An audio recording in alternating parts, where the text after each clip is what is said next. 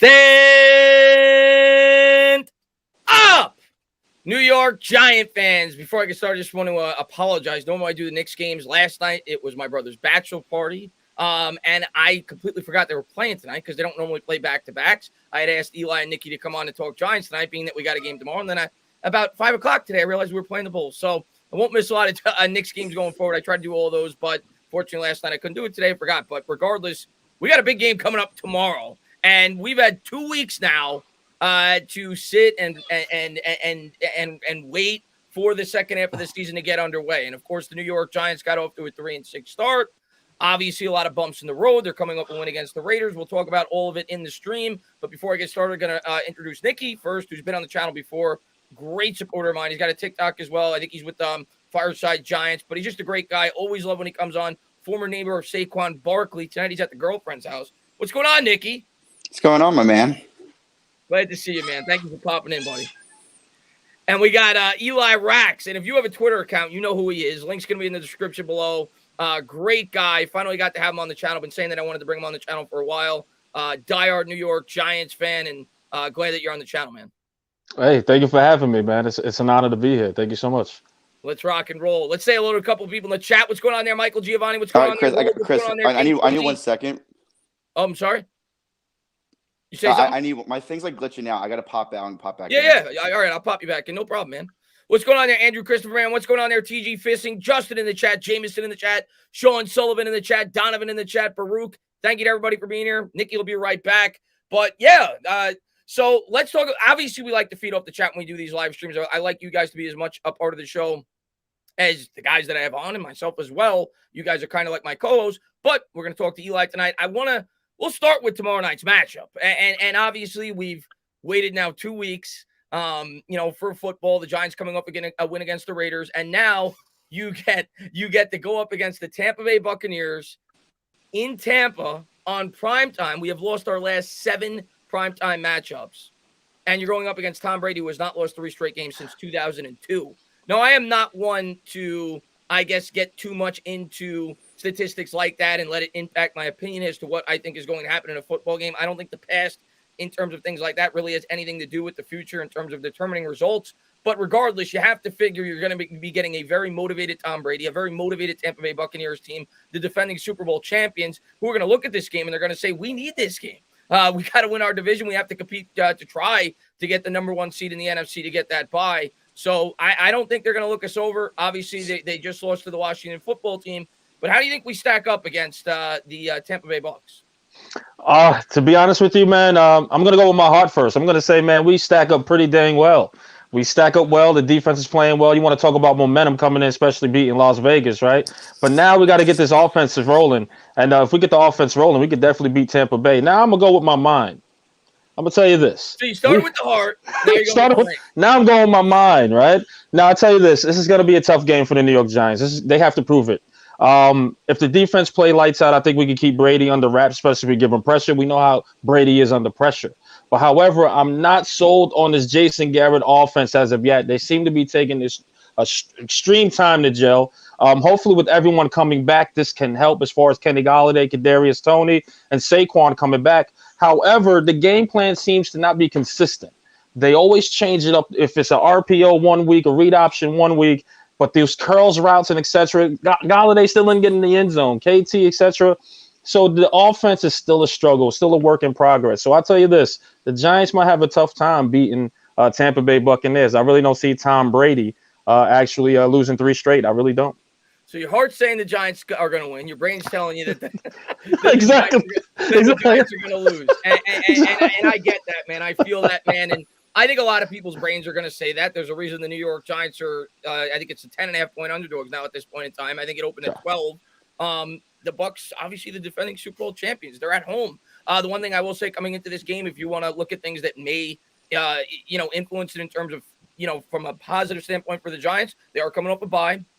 Extra week to prepare for Patrick Graham. The defense has looked much better as of late. He's come up with very good game plans against Pat Mahomes. Was able to create a ton of turnovers here in these last 4 or 5 games. And I think if we're going to stand any chance in this game, that's exactly what's going to need to continue to happen.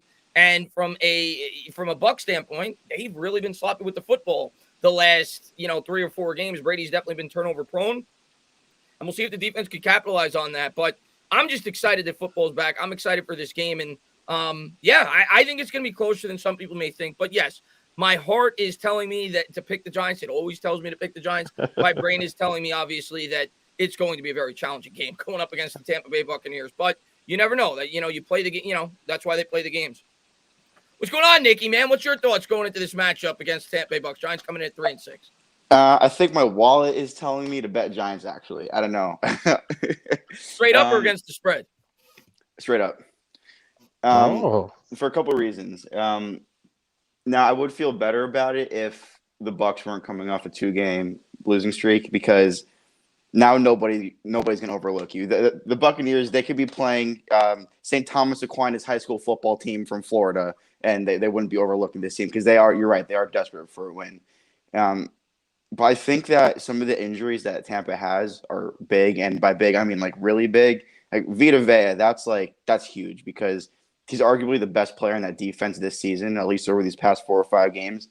And we know that we can't depend on Skura or Billy Price to hold up at all, and that's going to make their jobs a lot easier in pass pro. Now, I know Eli was talking about the offense, and I think that's something that we really haven't seen a whole lot of in quite a while is designed runs for Daniel Jones, and not like up the middle like we saw against Carolina. I think that we need to see some Daniel Jones like called like draws or outside zone reads, because this pass rush, it's a bit underwhelming. They're still far and away more talented than anyone we can throw out on the offensive line. And I think we're going to need to do everything we can to delay that pass rush. So I think we need to keep them on their toes and use Daniel Jones' legs a bit more. Because before he got injured, Daniel Jones was averaging like 7 or 8 rushes a game. And since he's got injured, it's been like 2 or 3. I think this is the game, though, where you put that back in the playbook. I think you need to utilize that a little bit more. Like we saw against Washington week 2, I think this is the kind of game where you need to bring that back in a little bit. It's funny that you say that, because I was talking to Patricia Traynor earlier today on her channel, or maybe it was the podcast we did before. I said the same exact thing. Somebody said, why do you think the New York Giants have not run Daniel Jones as frequently as they have at the beginning of the year? And obviously my initial reaction was the concussion certainly has a lot to do with it. And obviously he's had fumbling problems when he's tried to run. Not really the most athletic guy in terms of anticipating when he should slide, things like that. But in a game like this, I'm with you. I think that's something they're going to need to try to take out of the toolbox because even though Vita Vea is out, the Bucs still have a strong, run defense. Still one of the best in the league, 3.7 yards per carry against, even though it's definitely been more vulnerable the last 4 or 5 weeks. I think they gave up 200 yards rushing over the first 5 games combined. And over the last 4 games, they've given up almost 500. So it's certainly been much more vulnerable against the run over the last 4 weeks. Probably some of that due to the injuries for sure. But I still think in terms of the run game, you have to get creative. You can't just keep running up the middle against this Tampa Bay Bucs defense. So I'm going to agree with you on that. And where I really think if we can block, and we're going to get into Andrew Thomas, whether, hopefully he plays, it sounds like he'll hopefully give it a go on the left side. But I do think if the New York Giants have time, you've seen this Tampa Bay Bucs secondary, the last 3, 4, 5 weeks, they've definitely struggled. That's the vulnerability of this defense. The question is, are the New York Giants going to be able to give Daniel Jones enough time to throw the football? But if they do, I do think Jones could have a pretty strong day against this secondary. But yeah, Eli, what's your thoughts on that, man? No, absolutely. It's all about timing of these routes, right? But at the same time, they have to develop a game plan to kind of help that offensive line. So you got to get that ball out of Daniel Jones' hands as quick, especially if that line's coming in full force as far as the defensive line is concerned on Tampa Bay. Yes, there's some injuries, but they can still probably get to the quarterback. So let's get some design slants to Kadarius Toney. Let's be a little bit creative with Kenny Golladay as far as coming in with these contested catches. Maybe you're going to do a couple yards to the stick, which we're going to see that all these curls, but it's probably going to work in this game in particular. It's a game of inches, right? So it's probably going to work if they develop that game plan. And I say, hey, get Kadarius Toney involved in a couple of these slants, especially in that slot, and let Kenny Golladay go to work and kind of see from there over the top to see if we can kind of bust one open, maybe with a Slayton or whatever the case is to kind of get open there. But I say definitely use Daniel Jones and kind of see what's there as far as the running game is concerned, because I don't think Saquon can actually run the north or south like a Booker will, but we'll get into that later on. But I believe that's the game plan that actually help as far as the passing, as far as getting us a win. Yeah, I think you said a lot of good things there for sure. I saw somebody said, let's go Knicks. Yeah, I apologize for not streaming this game tonight. I completely forgot that they were playing today. Was at my brother's bachelor party last night, so that's why I didn't do the game last night. But Yeah, I was surprised. Definitely be back in the Knicks grind shortly. Let me just read this from Tyler, man. Going to the game, hoping they come out with a win. Well, I think we're all hoping they come out with a win. Tyler, I hope you enjoy yourself regardless, and hopefully the New York Giants find a way to pull a monumental upset. But, yeah, Nikki, how do you think – and the other thing I want to see, you were talking about Kenny Golladay, Eli. Do you think we're finally going to be able to get Nikki, Tony and Golladay involved? They haven't caught a touchdown yet this year. And going against the secondary like this, if we could block, you figure they may be able to have a good game tomorrow night. Well, Chris, I really hope so because Tony's my wide receiver too this week, and Brandon Cooks completely crapped the bed with 4 points. So I really need Tony to have a big game. I really do feel like he's due. My boss is actually he's a diehard Giants fan too, and he was asking me, he's like, is this the Tony week? Is this the Tony week? And I was like, I think that it is. When you see, he's kind of due. I think if you look at it this way, he hasn't had a big game since the Dallas game, which you could say is his breakout game, but he had a good game against the Saints too. Last week or 2 weeks ago, he wasn't getting the ball like at all. He got 1 catch, 9 yards. It was a great first down, but he hasn't been getting the ball at all. I think that the Giants are very conscious of how their fans perceive the team, and when they know that fans are complaining Tony's not getting the ball, that they want to see their shiny new toy. I think they're going to make an effort to get him the ball. They got to do more of what they did against the Saints with both Golladay and Tony. I like Golladay on those 15-yard post routes. The one in particular where it was in the end of the fourth quarter where Golladay catches the post and then he bounces off the safety and he keeps it running down into the Saints territory.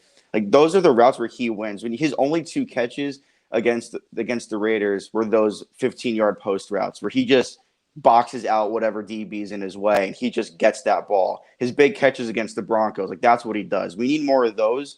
And with Tony, that 3rd and 18 against the Saints, give him a screen. I know Booker has had a good couple games. I don't want to see Booker screens. I really don't.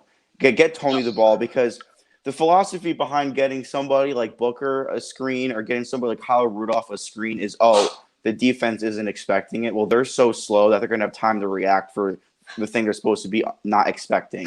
Somebody like Tony, you can know that it's coming, and he's so electric that it doesn't matter that you know it's coming. You can't stop it the way that he's able to put his foot in the dirt. So I think these will be big games for them. Their secondary is definitely banged up.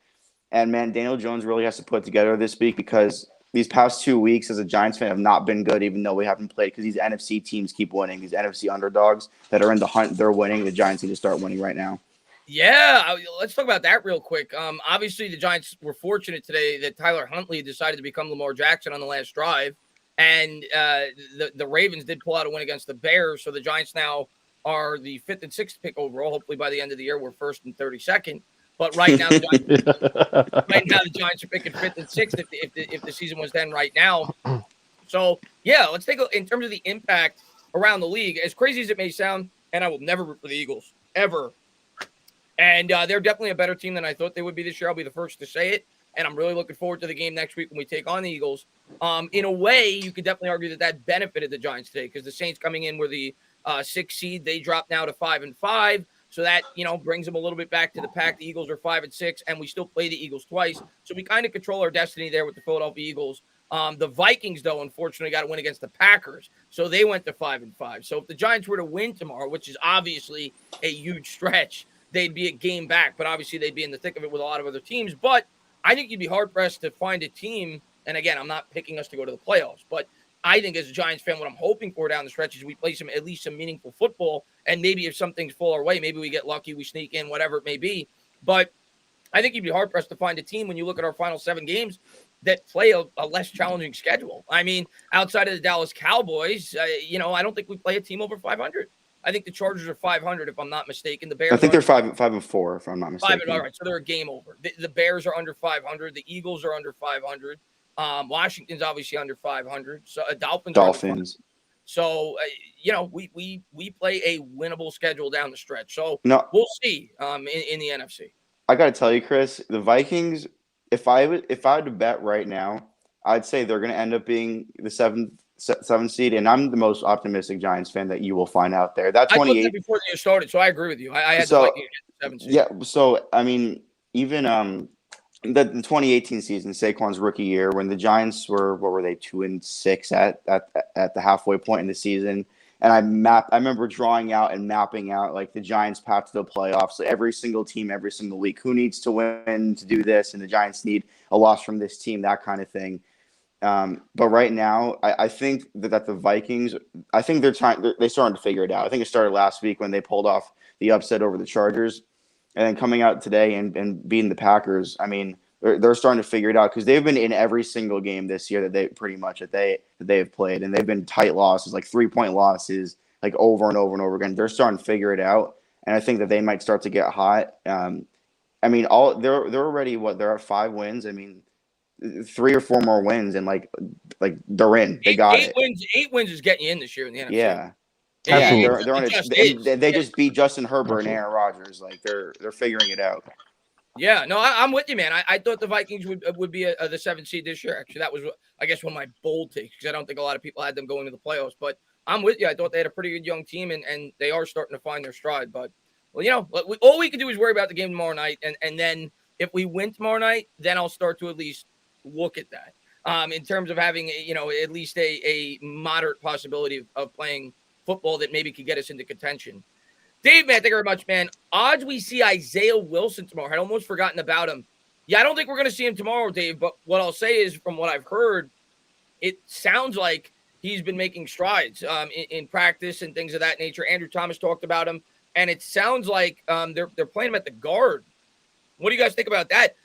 You know, could you obviously we hope former first-round pick, and we know that the biggest problem with this New York Giants team for years has been the offensive line. Do you think Isaiah Wilson, it's not going to be this week, but do you think he gets any time before the end of the year at that guard spot so the New York Giants get to have a look at him? Because you look at the guard position right now, you don't know if Will Hernandez is going to be back. He's a free agent. You don't really have an answer at the other guard spot. Shane Lemieux's been hurt all year. Matt Skura is probably not going to be back with this football team. Bredesen hasn't done anything. So do you think, you know, the Giants at some point put Wilson in at that guard spot and we get to see what he's got? To be honest with you, I think if they lose the next 3 games, then we'll see Isaiah Wilson. I'm gonna be honest. But if everything in all the systems is rolling, as far as them, if they say beat Tampa Bay and go on this win streak, we're not gonna see Isaiah Wilson at all. I say if anything towards the end of the year, because I don't really expect them to win that many games per se, unfortunately. But we'll probably see Isaiah Wilson at the end of the year. And again, he's a developmental guy, so they're hoping he could be a long-term solution at that spot. But I really don't see anything as far as him being that guy coming in anytime soon, especially if we start ripping off some games. Yeah, I'm with you on that. I don't. At the end of the year, if we're out of it, maybe he gets an opportunity to step in and we see what he's got at the guard spot. But I'm gonna tell you right now, I'm sick and tired of projects. I want to find answers on the offensive line. And you want the hog mollies, man. You want what was promised. And that is what I'm going to be screaming about all offseason. If Isaiah Wilson works out, that is great. And hopefully that'll be the case if Nick Gates comes back and he's healthy. But we need to strongly focus on that in the offseason. But, yeah, I think it's an interesting story. Obviously, a former teammate of Andrew Thomas. I thought it was a really good pickup when the Giants made it. Nothing to lose. If he doesn't work out, you cut him to the curb. You're paying him basically a league minimum salary. And he's a former first-round pick. Obviously, he's had some problems off the field. Nikki, I know you do a lot of, work in terms of, studying prospects that are coming out of the draft. So I'm sure that you got to look at Wilson. I actually like Wilson in that draft. I would have been completely fine if the Giants took I wanted an offensive lineman, as you know, in the first round. But had they taken Simmons, I would have been completely on board with taking him in the second round. What do you think about him as a prospect? And you think he could translate to the guard spot well? I think as a prospect, so I had him, I believe, as my 65th overall player. So just about the very top of the third round, back in the second. I thought he should have waited one more year before coming out. It was very much physical ability, but raw physical talent. He needed mechanics. He needed technique. He needed all that stuff. He was basically just so much bigger than everybody else that he was just bullying everybody. I mean, if you look at a picture, like right now, like people in the chat, like go Google a picture of Isaiah Wilson, Andrew Thomas, like a picture of the offensive line for Georgia in 2019, or go watch a highlight video from one of those offensive linemen. The right tackle is significantly larger than everyone else on the offensive line, let alone Andrew Thomas. Huge. Yeah, he's huge. he's absolutely gigantic. Now that being said, playing him at guard, I really kind of don't like that. if he doesn't work out at tackle, I don't know that he's going to last in the NFL very long because I think he's a bit too tall to play the guard spot, honestly. I think that honestly it kind of stinks because you want to be big, physically imposing, but at that guard spot, I think he's just too tall to play it, and his arms are long enough to play tackle. If he can really trim that weight and get that athleticism back, and Joe Judge and offensive line coach Rob Sale, thank you. Rob Sale can teach him that technique. I think he could be a tackle. So in combination with Isaiah Wilson and Matt Pert are two projects that we have right now. For me personally, that's enough not to draft a tackle in the first round this year, for the reason being that already I think that the interior offensive line is a far bigger, not even close, a far greater need than offensive tackle, specifically for two reasons. One, I think that Matt Pert is criminally underrated this year. I know he's had some pretty bad reps, and when he messes up, he's as sad as it is. He's our highest graded offensive lineman at 65. Yeah. That's sad, but it's true. But no, he's been okay. He's been okay. And I think that I don't think he's anywhere near his ceiling yet. I think he's criminally underrated this year. I think but when he messes up, it's pretty ugly. But other than you're not calling his name that much, which is a good thing for an offensive lineman. I think he's playing okay, and I think he's playing better than last year, and that's enough for me to trust him going in to year 3. I do think that he should have started from day 1 this year. I don't know why Nate Solder was starting over him. That really gets on my nerves. And then obviously Andrew Thomas on the left side.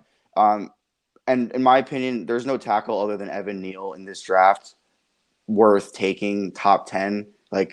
None, 0. You see people having in mock drafts there's Howard Cross and then all these other guys. There's a lot of tweeners this year, guard or tackle. And that itself is a red flag for me. I don't like that flexibility. I want to know what I'm getting. I'm more of the safe prospect guy. That's why I was an Andrew Thomas guy in his draft. I wasn't a Becton. I was okay with worse, but I wasn't a Becton guy. I did not want Becton at all. I was laughing at my friend who's a Jets fan when they took him, and he was literally crying when they took Becton. I'm Mr. Tyler Linderbaum. Everybody knows I'm Mr. Tyler Linderbaum. I think most Giant fans are Mr. Tyler Linderbaum. I've been Mr. Tyler Linderbaum. If you get an opportunity to watch that guy play, I don't know, and I definitely understand draft I guess value. Centers are obviously not normally drafted in the first round, specifically in the top 10 to 12 picks. I understand that, but there's no way you could watch that guy play and say to yourself, yeah, I don't want that guy on my football team. Chris, I believe the draft last year. He's awesome. Yeah. I believe the draft last year was April 22nd of 2021. On April 23rd of 2021, I was draft Tyler Linderbaum on my Twitter. You can go look at it. That's who I've wanted since literally the day after the draft. He's just way too good. He's a Quentin Nelson prospect, in my opinion. Him not being in the top 10 of mocks is an insult to him because that's really how good he is, and that's my guy. Yeah. I don't blame you. He's my guy too. I dream about hog mollies every night before I go to bed. And Christian, thank you very much, man. I appreciate it. He says, I hope Daniel gets laid tonight. Loosen him up a little bit. See, Christian, I've heard in the past that actually when boxers go into fights, it's the opposite. They try not to do that because they don't. I heard that Ronda Rousey like to her and her husband got busy every night before a fight. I don't know. Oh, really? I've never heard of that. That's crazy. Whatever Daniel Jones did before the Saints game or before the Washington game this year, do that. If he got laid 3 times, do it again. Do whatever you did the night before those 2 games. Probably went clubbing down in New Orleans. You kidding me? And make sure that you're ready to go tomorrow night against the Tampa Bay Bucs and Tom Brady. But, and let me add in there too, Jason Garrett, whatever he did as well. During that last New Orleans Saints game, make sure he does it again as well. I will tell you what. I will tell you what. And I've been as fair as I can be with Garrett. And the last couple of games, I've been very down on him in terms of his play calling. I don't think he's done a good job. That Saints game, that was by far his best, play calling the entire year. I'm completely with you on that. We need to roll Daniel Jones out of the pocket a lot, like we did in that game. In that game, you had Andrew Thomas absolutely burying Cam Jordan play after play after play and sliding the protection to the right side, and that was the key to victory because the offensive line played very well in that game. I need to see another 50-yard John Ross touchdown. Wait, he fumbled it. No way, it's a touchdown play. I think we're gonna have a big John Ross catch tomorrow night. I really do. You're calling. I hope. Yeah. What about the red zone? Because that to me, and let me just read Independent Outsider, man. Thank you so much for being a member for 23 months. Says there's any way to free cap space for next year. If we want to re-sign Saquon and DJ, how are we going to pull that off and be competitive? Thanks as always. Well, as far as next year goes, Independent Outsider, we don't have to re-sign them next year. Saquon Barkley's already extended on the fifth-year option. He's under contract for $7 million a year or thereabouts. And Daniel Jones is already under contract on his rookie deal. And, I think it's going to be, his fourth year next year? Yeah. So, and then we'll have the option to extend him on the fifth year if we feel fit. But in terms of next year, you're asking, and obviously, I don't think we're going to be extending either one of those players by season's end. That's for sure. Maybe the year after, if they play very well and prove that they're healthy, who knows? But next year, in terms of creating cap flexibility to potentially sign free agents or re-sign guys like Will Hernandez, who are going to be free agents, or whoever else it may be, there's a number of things they could do. Riley Dixon's going to save you a lot of money that you could cut. I think that saves you almost $4 million. Nate Solder's going to save you $14 million. Obviously, they're going to cut him. Blake Martinez could potentially save you $10 million if you cut him, or you could extend him and try to alleviate some cap space that way, which if they're going to keep him, I think that's the only option that they're going to have.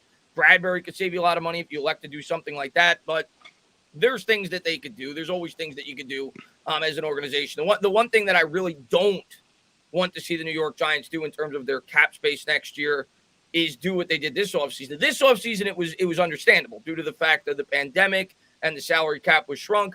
But I don't want you to keep kicking the can down the road. I want to be able to have some cap flexibility to retain players like Saquon Barkley and Daniel Jones. So I hope that they do not do that. I hope that they don't continue to backload salaries at the rate that they did this past offseason. I'll say that. But there's a lot of things the Giants could do this year to create cap flexibility. But in terms of extending Jones and Barkley this year, that's just simply not going to happen. And I know Eli wanted to talk about Barkley before the stream started, and he's obviously always a hot topic of conversation with Giants fans, and you knew it was going to be a big topic going into the year, due in large part to the fact that he's his fourth year in the league. He's a running back. It's been talked about for the last 2 years. What are they going to do when he's going to be a free agent? And obviously Barkley's been a guy that's unfortunately had a lot of injuries. Last year, the ACL problem, had an unfortunate injury this year where his ankle blew up like a grapefruit. Missed another 3 or 4 weeks or whatever else it has been. And tomorrow we're going to have him back. We'll see how he looks. But, obviously that's going to be a major question at the end of the year is how the New York Giants are going to handle Saquon Barkley going forward. And let's start with you, Eli, man. What's your take? I know you wanted to talk about it. Well, listen, when you look back at Saquon, right, when you look at Booker, Gallman, it kind of gives you that raised eyebrow towards Saquon Barkley. It kind of goes, man, is this guy the guy?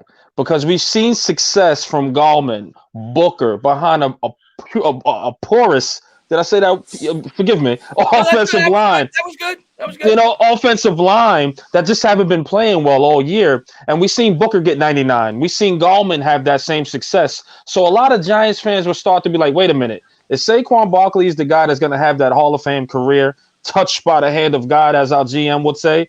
Right now, I will tell you no. And if this was Saquon Barkley's fifth year, I wouldn't assign him to anything at this point. I mean, when you look at Saquon coming out that backfield, he just goes east and west. We need that north and south guy. When you look at Booker's last game, he was very poised coming out that backfield. He was very decisive of what holes he was going into. That's something Saquon still has an issue with as far as his vision is concerned. So right now, is Saquon Barkley that guy that's touched by the hand of God? That still remains to be seen, unfortunately. And here we are now in year 4, correct me if I'm wrong, where you're like, man, maybe Dave Gettleman might have crapped the bed with this one and drafted a guy way too prematurely before he built that offensive line. Right now, Saquon Barkley still has more questions than answers. And that's scary, especially spending a second overall pick on him. So I'm not really sold on him as of yet, unfortunately, until we see something, of course, hopefully this game. What I will definitely agree with what you said is and I love Saquon. I don't, obviously in hindsight, and I was excited when we drafted him, but it was not the right time to draft a running back. It just wasn't. The fact that we didn't have an offensive line, we weren't set to support him. I do think he was the best player in that draft. Personally, I do think he's had unfortunate injuries that have obviously curtailed his production with the New York Giants, and obviously, he's had some bad luck for sure, and the offensive line certainly hasn't helped him. But I do think some of what you said is accurate. He's not that downhill runner. I also think, and a lot of people said this before the year started, they need to use him in a different way than what they have. They need to try to get him more involved in the pass game, similar to what the New Orleans Saints do with Alvin Kamara. Yes. And I don't necessarily disagree with that. And we'll see going forward. I don't know if Barkley, like you said, that will be in the long-term plans of this football team, simply because I just don't see how the New York Giants could convince themselves that they're going to be able to give Saquon Barkley the money that he's going to want on a second contract. Now, of course, we don't know what that's going to be, but you would imagine a guy that was just coming off a contract where he was getting paid as the second overall pick in all of football, where he's making $8, $9, $10 million a year, is, he's going to want at least equal pay, if not more. So that's something that's yet to be determined. Obviously, I think he'll be on the team next year. I'm just excited, to get to see him play tomorrow night, but we'll see. I obviously right now, I'm definitely leaning that he's not going to be here throughout the entirety of his career, due to a lot of the factors that we just talked about. But Nicky, man, what's your take on it? I was actually talking about this with my buddy last night. He was a casual Giants fan, and he was like, because he really didn't start paying attention to football until in the last 2 or 3 years. So he really wasn't watching football when Saquon had his rookie season. So I go online and I show him the NFL video of Saquon's rookie highlights, and he's like, "Is Saquon really that good?" And I'm like, "You're gonna watch this video and you're gonna see the talent that this man has." And every play, it's like, "Oh my God! Oh, that hurdle! That spin move. How can he see this guy crashing down in this hole before he's even getting there? And how is he predicting this? And the stop and start ability at his size and his speed at his size and the ability to jump that high at his size." And I think that's all still there. I agree with you. I think that he's been incredibly unfortunate. I mean, stepping on someone's ankle, what kind of – You can't see that and say this guy's injury prone because he's gotten hurt this year. When you see that, that's like that would happen to anybody. Like that's a freak incident. He's not getting hit and then he's down and he's hurt. Like that's not how it's happened. People fall on his leg for his second year when he had the high ankle sprain.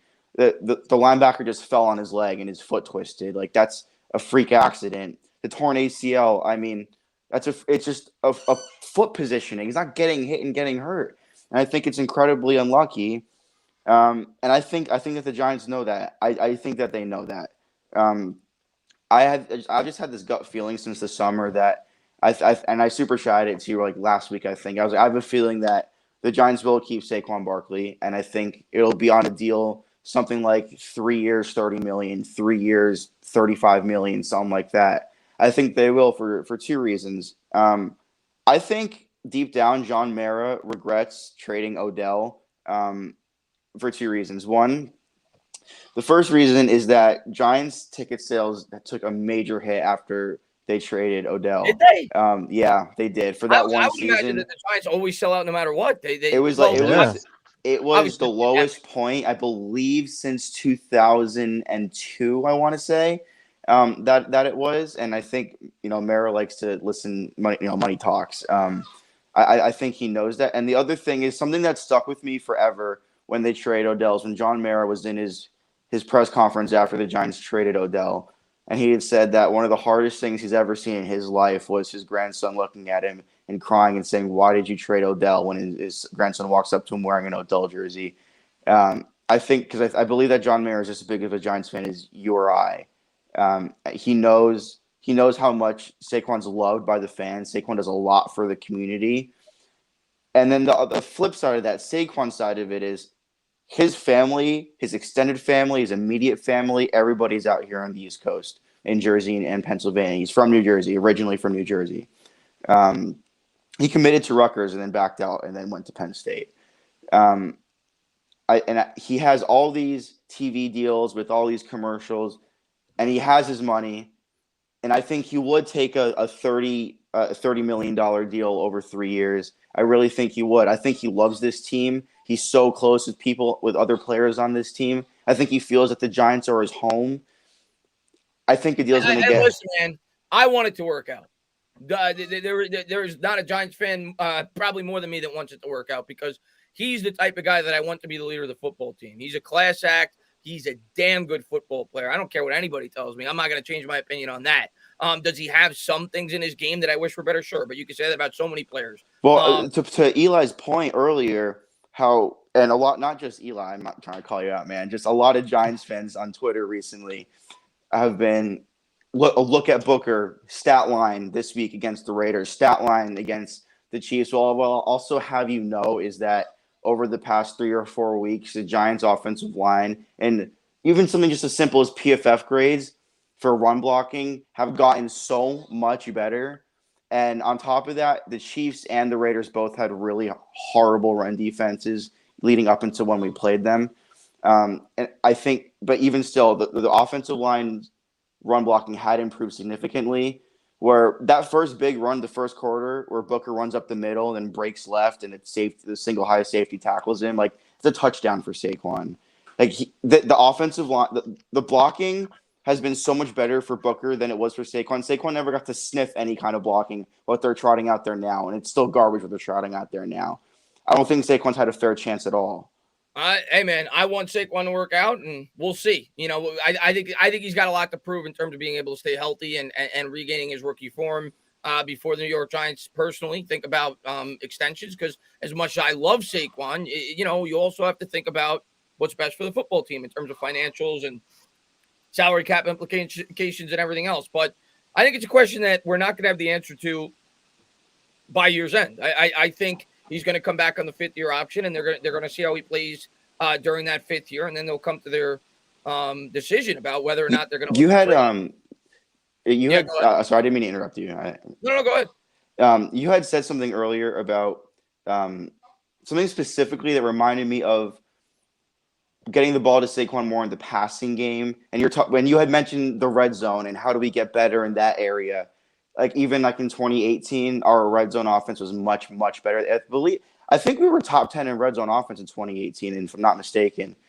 And a lot of our touchdowns that we got in the red zone were directly accounted for by Saquon Barkley, whether it was all the times he was leaping over the line of scrimmage and, you know, like almost dunking the football into the end zone, or whether it was, you know, he's just beating the linebacker to the pylon running outside, or like the one against the Panthers where Saquon just leaks out of the backfield. Eli just swings it to him, and Saquon does the rest. We have there's no one on the team besides Tony, and Jason Garrett does not have the offensive know-how to be able to get the ball to Tony in that situation. But we've gone away from that so much where we don't – like those touchdowns were created purely by Saquon's skill that he has, that he possesses. It's purely the athleticism, the leaping ability, the speed, the athleticism to just beat players that way. That this offense is so driven through Saquon Barkley. I think that's still why it's not as good as we would like it to be. Same thing with last year. Our offense took a major hit when Saquon went down. I think it's the same thing happening again. I think that there's definitely some validity to that. Actually, I just looked it up because I was curious. The red zone offense was actually not good in 2018. Yeah, I was going to say if you could look that up. I was trying to look it up real quick. So I don't remember it being that well. Unfortunately, they were 27th. The next year under Shermer they were 16th. Okay, that was what it was. That was 2019. They were. Yeah, I knew it was one of the 2 Shermer years. Yeah. Yeah, 2018 it wasn't good. But Rich Julian, thank you very much, man. How many points do you want me to beat you by? What's going on, Brady, man? Thanks for popping in the stream, buddy. And we're going to kick your ass tomorrow. No, obviously, I'm scared. I wish. Brady's got a 4-1 record against the Giants in the regular season. But obviously, last year, we played this team, and we had a good effort against them. Daniel Jones played horrible. The defense kept us in the game. And I think if the Giants are going to win this game tomorrow night, the defense is going to have to carry us. It's just facts. I think that's the strength of this football team. Obviously, I hope the offense plays better, and I think they can if Andrew Thomas plays and he's himself. That's going to have a lot to do with whether or not this offense is going to perform at a higher level. But I think the defense, if the Giants are going to stand any chance tomorrow night, are going to have to force some turnovers against Brady. And good news for the Giants, Brady, you've been sloppy with the football the last 3 or 4 times out. And we'll see if you continue to do that. But to me, the X factor in this game defensively, because we haven't really talked about the defense, we've been talking about the offense, and rightfully so, being that that's a major question mark for this Giants team right now. But the big X factor for me on the defensive end in this game, we know it as Giants fans. We know how to beat Tom Brady. You have to be able to get pressure with the front four without having to send the blitz, because if you send the blitz, he's going to pick you apart. During the Super Bowl years when we beat Tom Brady, we were getting pressure on the interior. The interior is really where we got home with him in those Super Bowls, and we flushed him out of the pocket, and the DNs were able to clean up. And to me, the biggest X factor in this game is going to be Leonard Williams on the defensive end. There's no doubt about it. He's going to have to step up. He's going to have like a Seattle Seahawks-like performance from last year if the New York Giants are going to win this game. Quite simple. Whether it's him or, somebody on that defensive line, Dexter Lawrence, somebody's going to have to step up. They're going to have to get consistent pressure up the middle and force Tom Brady, hopefully, into a couple of mistakes. But I think we got a chance if we could do that. You have to be able to get pressure on Brady, and you have to be able to do it without sending the blitz. I think the Giants' defensive philosophy in this game is going to be much like it was against the Kansas City Chiefs when we played the Chiefs. We're going to have a bend but don't break. We're going to allow the Bucs to go 20-20. You're going to see them getting chunk plays in the ground game because they're not going to want to get beat over the top. They're going to try to condense the field position, and they're going to try to force Brady into making mistakes as the field gets shorter. I think that's going to be the defensive game plan. It's the game plan that we had on a consistent basis last year. When our defense was doing good, our red zone defense has definitely been playing a lot better. And I think that's the game plan we're coming out with. But how do you guys think the defense could stack up in this game against the Bucs? I think well. I mean, again, like you say, you got to look towards Leonard Williams to have a big game for us. I say Azeez as well. I think it's his breakout game if we win. I say 3 sacks from him, and then you got Roche, coming in and also trying to contribute as well. So yes, this is going to be a Leonard Williams type game. And then those cornerbacks going to have to be opportunistic. They're going to have to go in there and try to make those plays to try to get those turnovers that Tom Brady he can have. So we're going to have to be a little bit opportunistic and kind of get that secondary in there to try to make those plays. And McKinney also as well could be that X factor in that safety position to hopefully kind of help us out. But the defense is definitely going to have to carry this team to win some games. And I'm hoping, man, give me a couple pick sixes in there too. But that's wishful thinking, of course. Hey, we had one last game. Absolutely. So why not ask for one more from McKinney? Why not or something, But yeah, definitely that line gotta create those pressures and get Brady off his square and make him uncomfortable this entire game, period. And that's the only way we're going to win this thing. He's not fleet of foot. So if you could get some pressure up the middle on Tom Brady, make him uncomfortable. Absolutely. Maybe you got the game. You got the game. Maybe we got a game. Maybe we Absolutely. Got a game. But Nicky, man, how do you think this defense? And obviously Antonio Brown's not playing in this game. And I saw the record this year for the Bucs, and I don't know if it's circumstantial. I don't know all the factors, but I think they're 0-3 if I'm not mistaken when. Or 1-3 maybe it was when Brown doesn't play, and they're like undefeated when he does. So he's not playing in this game. They got Gronkowski back. I actually feel, and I really believe this, I think we're going to be able to match up with them in coverage. I don't think they're going to kill us in the passing game. I really don't. It's the run game that concerns me a lot more in this game. I think we'll be able to stick them. I don't think they're going to have big plays against us. I think the Giants will keep it in front of them. I think they're going to try to hold up in the red zone, like I said, against the Chiefs, but I don't think we'll get killed in coverage in this game. It's more so the run game that I worry about more in this game. But what about you, Nicky? What's your thoughts, buddy? Well, I just want to say, first of all, that this is such a strange NFL season where it really doesn't feel like there's any team that's... The Titans lost today, didn't they? Yeah, the Titans lost to the Texans. I believe that's the first seed losing to the 16th seed in the AFC. Like, that's... And that crazy. And the reason I say that is because... I don't know if everybody remembers, it's a while back now into the beginning of this season where there was a point in this season, if you remember, where we were saying, why is the offense the one that's not the problem? The defense is the problem. And that kind of went away once Andrew Thomas got hurt because for the first 3 or 4 games, we were saying, especially for the Saints game, how is it the offense the one that's carrying the team right now? And it seems like the defense is the one holding us back.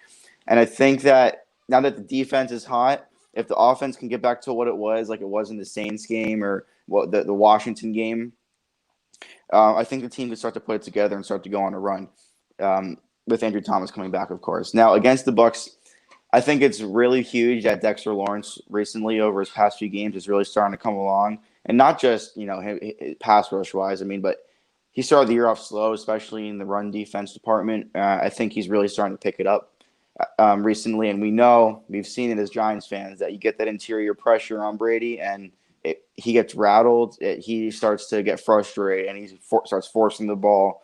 He gets erratic with it. I think that's huge. I'm really looking for a big game from Dex this week. I really am. And Azeez needs to show up again. He's due, like Tony. He's due. The rookies are due for a big game and to make themselves known on Monday Night Football because they've been very inconsistent. I'm still Aziz for defensive player of the year, or defensive rookie of the year, even though it's I was gonna say, don't go that far. yeah. Even though defensive rookie, I still think Parsons even though will it's Micah probably get it. Parsons to lose, yeah, there was a point just 3 or 4 weeks ago where we were saying Aziz Ojulari defensive rookie of the year. Don't forget that. So he needs to show up and have another big game. In coverage, for sure. Bradbury, one of my last TikToks that I just made earlier this week. I think I made it Monday or Tuesday. And by the way, almost at 11, eclipsed 1,000 followers on TikTok 2 weeks ago. On the road to 1,100. I appreciate all the support, everybody. Fireside Giants TikTok. I really appreciate going over there, checking it out, hitting the follow. You won't regret it, I promise. But one of the TikToks that I made was James Bradbury and Dory Jackson that on this season, they're not overall grades as a player, but their coverage grade, which in my opinion is the more important thing, is James Bradbury, I believe, is the 19th overall cover corner in the NFL, and Dory Jackson's number 8. I think Dory Jackson, and I'm going to get to a couple of your guys' donations. I didn't miss them, guys. I'm going to get to them just in case you're waiting. I think Dory Jackson this year, and I think it's kind of been overlooked because of his contract and yada, yada, yada. I think he's been one of the most underrated players on this Giants football team this year. And of course, the most, in my opinion. Yeah, of course, he had the dropped interception at the beginning of the year, and it was a tough play. But, it's a play you got to come up with if you want to win a football game. So I understand why fans got on him for that.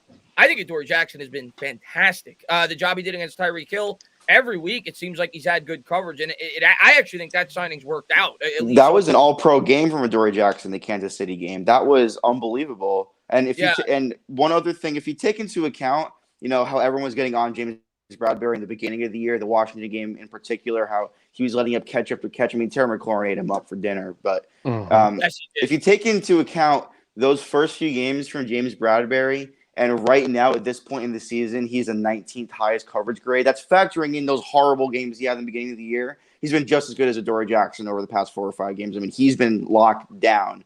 He did a great job against Kelsey. That was another TikTok that I made. I called that too. That week, all week leading up to it, I was saying, put Bradbury on Kelsey, because Bradbury also locked down DK Metcalf against Seattle last year.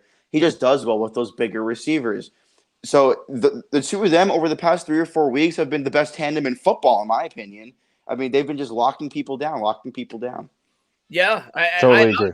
And I think the coverage is finally getting. I'm excited that the defense is finally getting to where I thought they were going to be at the beginning of the year. Like, I was super high on this defense coming into the year, and I think like the last 3 or 4 weeks, you've seen it be what I thought it would be at the beginning of the year. Unfortunately, it took as long as it did, but I'm with you. I think the coverage has been really good recently, and the pass rush has definitely been a strength. No, I shouldn't say a strength, but definitely improved. And Roche has a lot to do with that, along with Aziz Ojulari. Brady says, I've been sloppy with 7 rings. Bucs 48. Giants 28. You were not dropping 48 on Patrick Graham. Yikes. Even Slim Patrick Graham, you're not dropping 48 on him. I'm sorry. Actually, even Slim Patrick Graham. Patrick Graham's had an extra week to prepare for this game, too. Come on, Brady. Listen, they're covering the spread, man. Let's stop. you know what, Brady, that reminds me of, Tom, when you scoffed at Plaxico Burress during the Super Bowl, when I think he predicted the Giants were going to win 20-17, and he said, I don't mind that he picked the Giants to win, but he said they were going to hold us to 17. Well, Tom, we held you to 14, or I think it was. Oh, yeah. I just watched that this week. It's so funny you bring that up. So Brady, we're coming for you tomorrow, man. I'm looking forward to the game, man. But thanks for watching. And Jahai, man, thank you very much, man. What's up, Chris? I just came back from a little trip. My girlfriend surprised me with to Mexico. That's awesome. I've never been to Mexico. That's awesome. It was incredible, man. You guys should check out Cola de Mar Resort. Anyways, I'm looking at tickets, Chris. Mezzanine 230A. I'm going to be there. I'm going to be at the Giants-Eagles game. So hopefully I get to meet some of you guys there. Plan on getting there early. Hopefully my brother's able to come with me as well. Still, looking at that. But really looking forward to going to that Giants-Eagles game. I've had the Eagles circled on my calendar for since before the year started. And if the Giants were – I can't imagine the juice. Like, right now, I think a lot of Giants fans, you'll notice, like, it's been casual. Like, Giants fans right now, we're 3-6. If the Giants ever win tomorrow night, and again, I'm not picking it, could you imagine the juice going into that Giants-Eagles game MetLife Stadium, the Eagles playing well. They're 5-6. Giants starting to play well, 4-6 with a win against the Bucs, win against the Raiders. Could you imagine the juice going into that game? I'd be so pumped. I'm gonna be pumped up regardless, but I'd be so pumped up for that game if we were ever able to beat the Bucs tomorrow night. Yeah, Eli, are you going? Are you pulling up to the game too? The Eagles That game? I am not, unfortunately. I went to the Eli Manning game. I had a blast, and I figured to take off for the rest of the year while I think about some season tickets for the next. So we'll see. Yeah, I'm so myself and my girlfriend, we're both going to the Eagles game too. Chris, I can't wait to meet you. It's going to be a blast. But she can't wait to meet you either. She's really excited. So, yeah, I will. And then I think I'm going to the Washington game too at the end of the year too. So that'll be a lot of fun as well.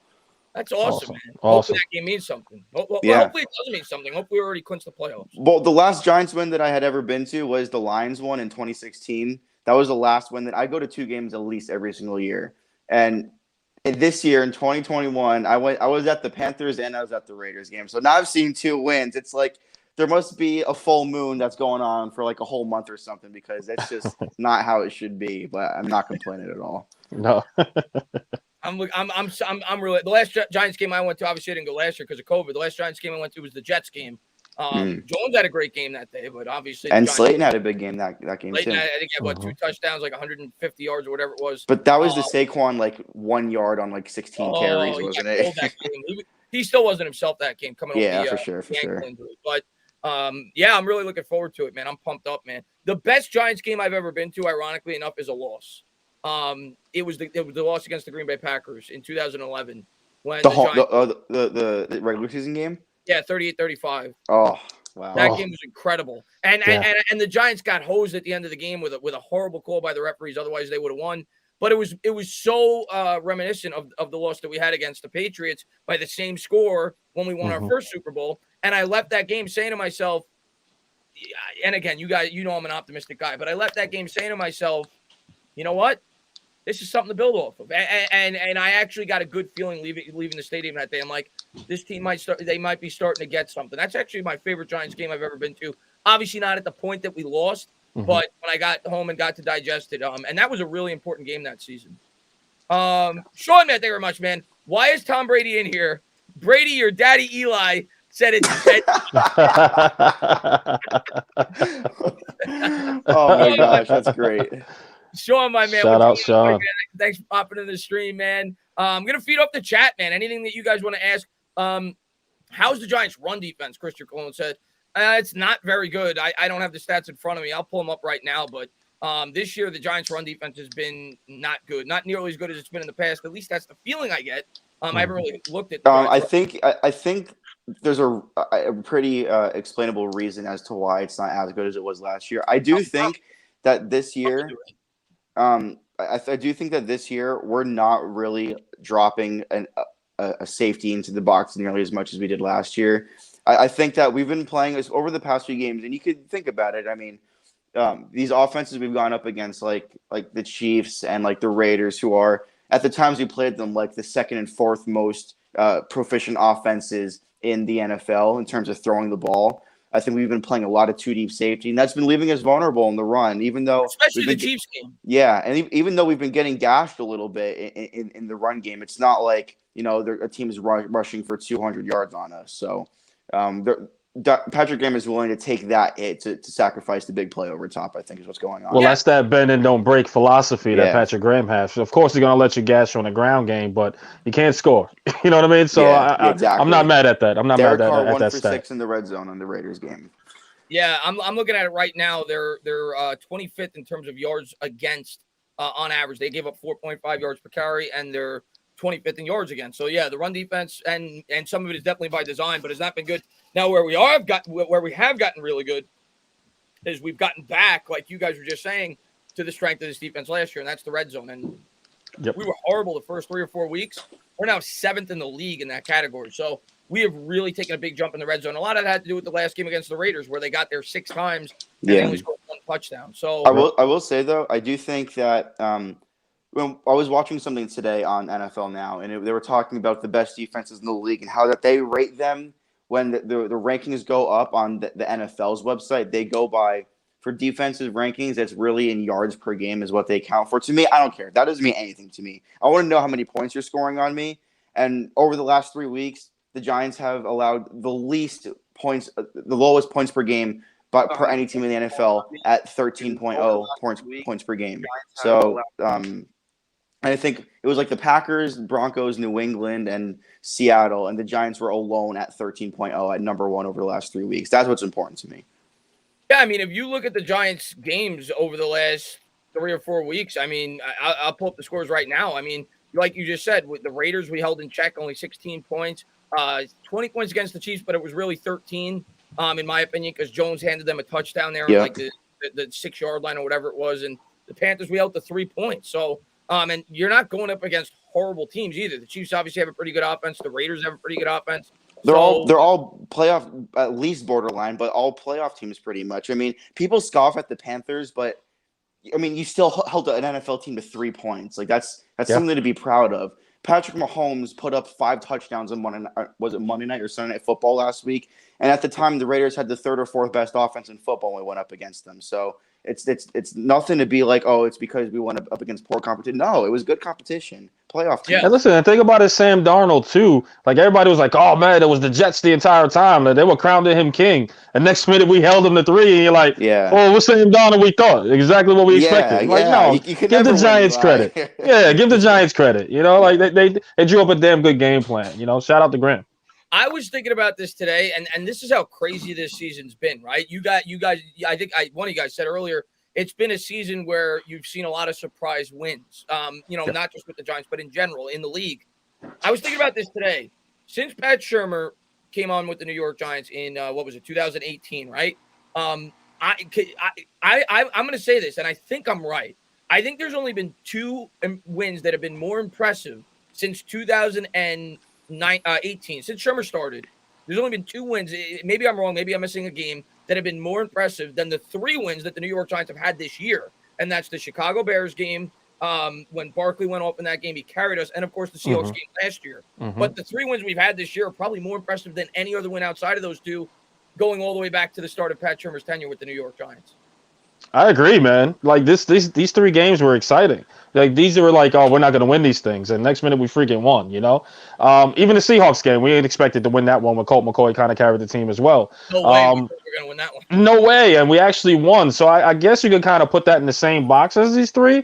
But what an impressive win, because again, we didn't really expect the Giants to win anything, especially the first couple games coming in. We were like, what the hell's wrong with the Giants? They're supposed to be a better team. And next minute we ripped a couple wins and we're like, man, this is super impressive. So I'm hoping they can pull at least something off again, tomorrow to kind of get back into that too. But, we'll see. But I absolutely agree with you, Chris. Yeah, we'll see. We'll see if we can keep building. The most impressive win this year, I actually think the Saints game was the most impressive win for me. I'm not as high as on the Raiders as their record indicated. I did not think we were going to beat the Saints. I thought that was our most impressive win, and we should have beaten the Chiefs, but shoulda, coulda, woulda. Brady's back at it. He says, no one can talk smack to me because I'll just say, how many rings do you have? Giants could hold on to the past all they won. I literally won last year. Because Patrick Mahomes didn't have an offensive line. Otherwise, he would have put you in the dirt. Don't give me that. Are you kidding me? I agree with that. I agree. Brady, no, you're Tom Brady. You know what? You're the GOAT. I'll be the first to say. Yes. I will never call Tom Brady the GOAT. I'm sorry, I can't do it. Hey, you know, Nicky, I'm an Aaron Rodgers guy. You know that since you've been subscribed to my channel. For me, it's talent, not accolades. If you're talking strictly talent, Aaron Rodgers to me is the most talented quarterback I've ever seen. He's ridiculous, but I got to give him the GOAT title. He's won 7 Super Bowls. He's been the 10. If you want to call him greatest, if by technicality, okay, but when someone says the best, I really think. Okay, let's say this. All right, let's make a fair compromise. Tom Brady. Yes. I just called him Tom Brady. Tom Brady. Tom Brady is the GOAT. Aaron Rodgers is the boat. The best of all. Best, yeah. Is that I agree? I agree. I agree. For best, like for me, Or you can say Dan Marino. You can say whoever you want to say. Marino, Breeze, Manning, Unitas, like those guys, like that. Yeah, to me, they're all better than Brady, but Brady just has the rings. He also has, Brady, I believe, has only 20 career wins. Think about how long his career is. 20 career wins when his defense is not ranked inside the top 5 in the NFL to career regular game I think wins. you make a lot of valid points because I've made these points in the past too. But at the end of the day, I got to give the man his respect. The guy won a Super Bowl with 2 different franchises. He won. How many quarterbacks have done that? I mean, obviously Peyton Manning did it, but other than him, how many other quarterbacks have done that? Yeah. No, yeah. I true. think that's what makes Tom Brady the GOAT, man. The fact that he went to Tampa Bay, a team that we didn't really expect to win anything. I didn't really crown him as a Super Bowl champions. I don't think anyone in this chat would tell you, like, yeah, as soon as he went to Tampa Bay, they were Super Bowl champs. No, nobody would predict that. But the fact that he did go to Tampa Bay and actually brought him to a championship, to the promised land, that's the GOAT, man. I'm sorry. I got to give him credit. I gotta give So the guy his I will Gotta say give him one credit. thing about that. And I do to think be fair, you look and granted, I think it's obvious Aaron Rodgers outplayed Brady in the game that they played. Brady threw 3 interceptions. But regardless, Brady went on the road. He went to Lambeau Field. He beat Rodgers. And then in the Super Bowl, he beat the guy that's supposed to be the next Aaron Rodgers and Pat Mahomes. Yeah. And obviously, the offensive line didn't hold up, and they got the pass rush. But at the end of the day, I can't make the argument anymore. He's the GOAT. The guy's got 7 Super Bowls. He's done it with 2 different franchises.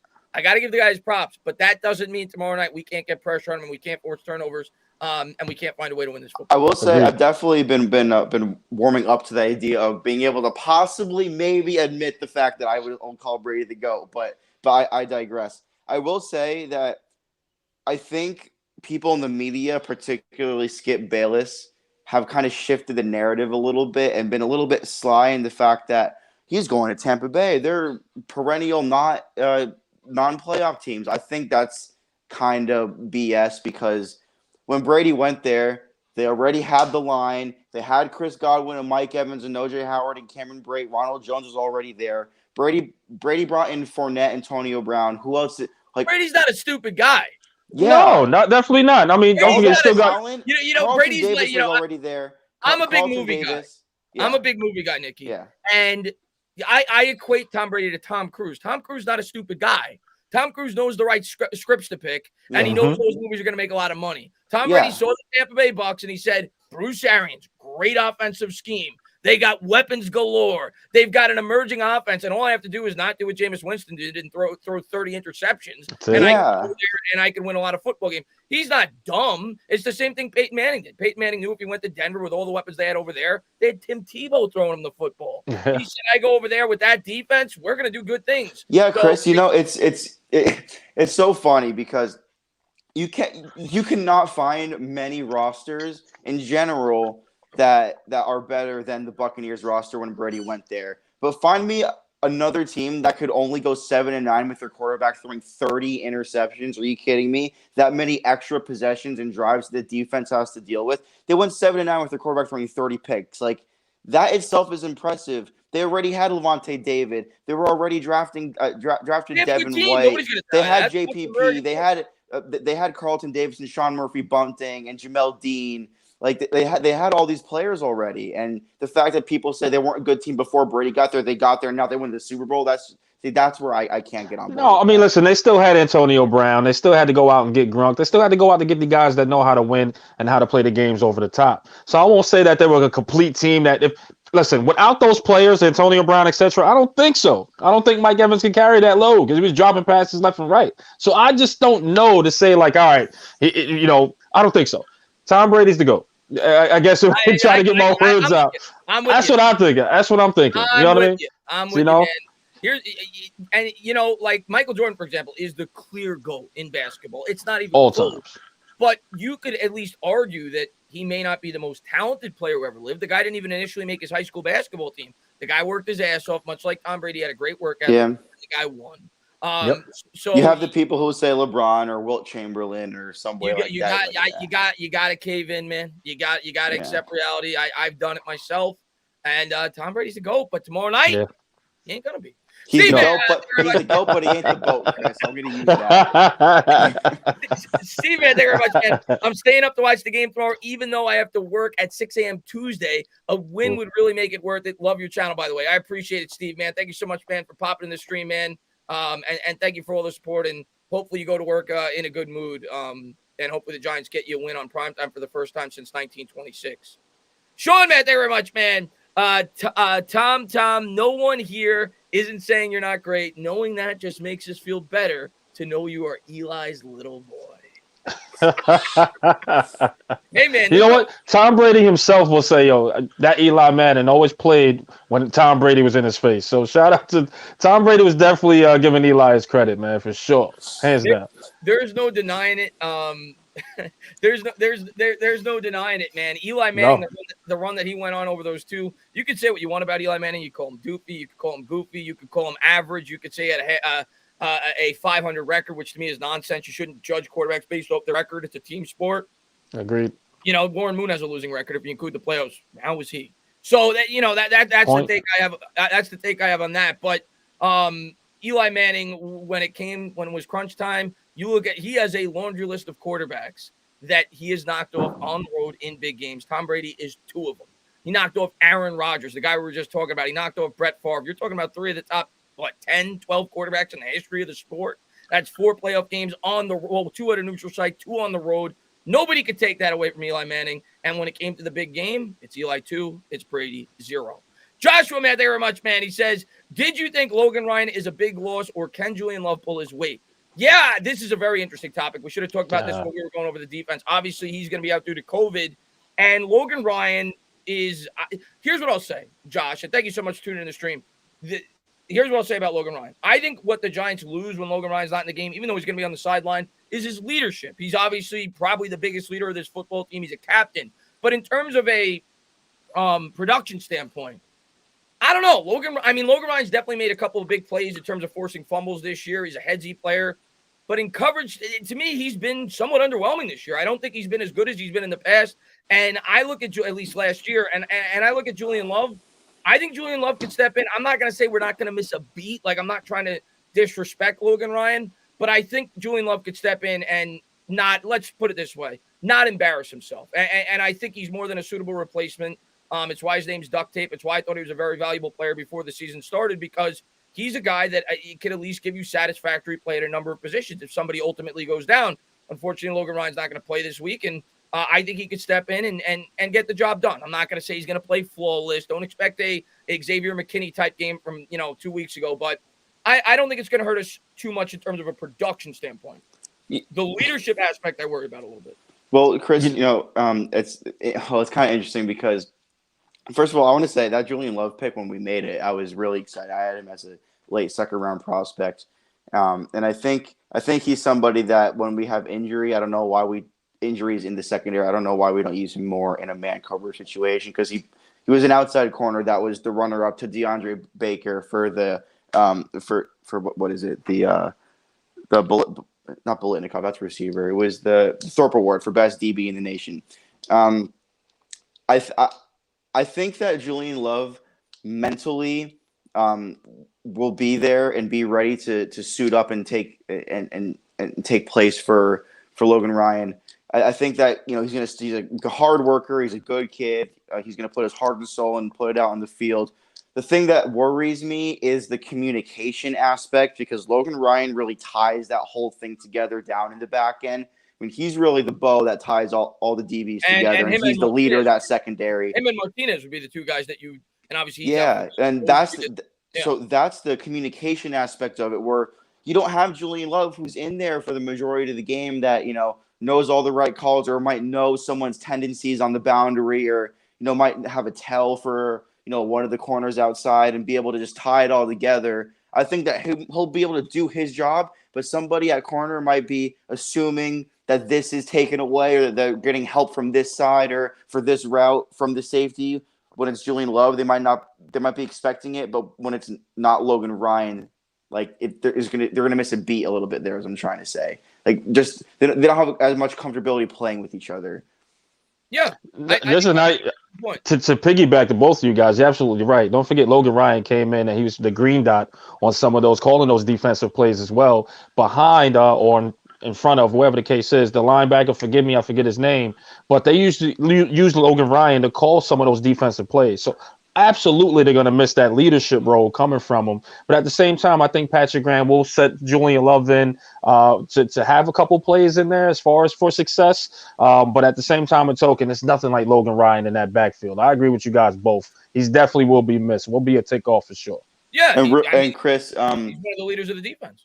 As Bad Dog says, I'll be right back. I gotta hit the bathroom, so I'll be right back. Go with the latrine, my man. And Rich Jewell, Brady's back at it. He says, I don't get it. You're saying that me being a good GM and having a good defense. Well, you're not the GM, but I think you mean had a good GM and having a good defense is my fault. That's why Michigan owned Penn State this year. No, certainly not your fault. You just you went into a good situation. I'm not going to fault you for that, man. You knew it was a good spot and you went there. I agree. Joseph says, Chris, do you think if we play the same defense that we played against Mahomes, we could kind of lock them down on offense? I don't want to use the term lockdown because I don't think we're locking down anybody. That's just not the type of defense we are. I don't see that. We locked down Seattle. That was one game in which we really did lock down a good offense last year. But no, I don't expect us to lock down. We didn't lock down the Chiefs.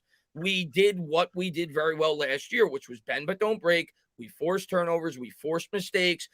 We made them make long drives, and we held them to 3 when they got there. That's what I think they're going to do. I think that's what's going to be the game plan, and I think the Giants will be fairly effective in doing that. That's what I think they're going to do in this game. And I think that they will do a pretty good job. Don't expect a 3-point performance like we did against the Panthers. Not expecting something like that. The goal in this game is to hold them to 3. Brady's going to put up points. Now, would you say, if you don't mind, Chris, I'm sorry, I didn't mean to cut you off. Would you say that's more of a lockdown in the Carolina game that the defense showed? Or 3 points. That's like you're in jail. That's more of a lockdown. I think the Chiefs is just underwhelming on offense in some of those plays. Because if you look at the game today versus Dallas, they only scored 19. And Dallas defense is good, don't get me wrong, but they haven't been scoring those points as we're accustomed to seeing in the past. Am I correct? Correct me if I'm wrong. As far as the Chiefs. You're talking about the Bucs. Right. Well, as far as the Chiefs as well, because I know he gave some love to the Chiefs. But I just wanted to go back and the Chiefs. We held them to whatever points we held them, but that's because the Chiefs were kind of underwhelming. I think Mahomes definitely found some sort of ways on the field, but I think the Chiefs didn't help themselves when we played them. For sure. Mahomes made that key crucial mistake in the red zone. The Giants a big interception. They're definitely not themselves. That's for damn sure. And luckily for the Giants, the last couple of weeks, the Bucs haven't been themselves, and hopefully that continues. But I don't expect us to lock them down. You have to respect the Bucs offense. I mean, even during this losing streak, they're still putting up some points. They had 27 points against the Saints when they lost. They scored 38 against the Bears on October 24th. So they're going to put up points. The key to me is keeping them into the mid to low 20s to give your offense an opportunity to win the game. And to me, it's going to come down to the red zone and forcing turnovers and giving yourself some, extra possessions. If they could do that, they give themselves a real chance to win. I agree. Let's see. Let's talk to a couple of people in the chat. Who's at the bottom of this? That's Nicky. He just went to the bathroom, man. But glad to see you, Nate, man. How you been, buddy? Nick's taking. Yeah, unfortunately, I forgot about the Knicks game. That's why I didn't stream it. But good to hear that they're taking the lead.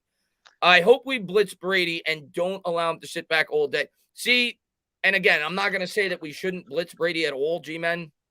But I don't want to get too blitz happy against Brady because he's very smart, man. He's a cerebral quarterback. So if you blitz, he's going to find that open guy. He will pick you apart. Absolutely. That front line they got to work.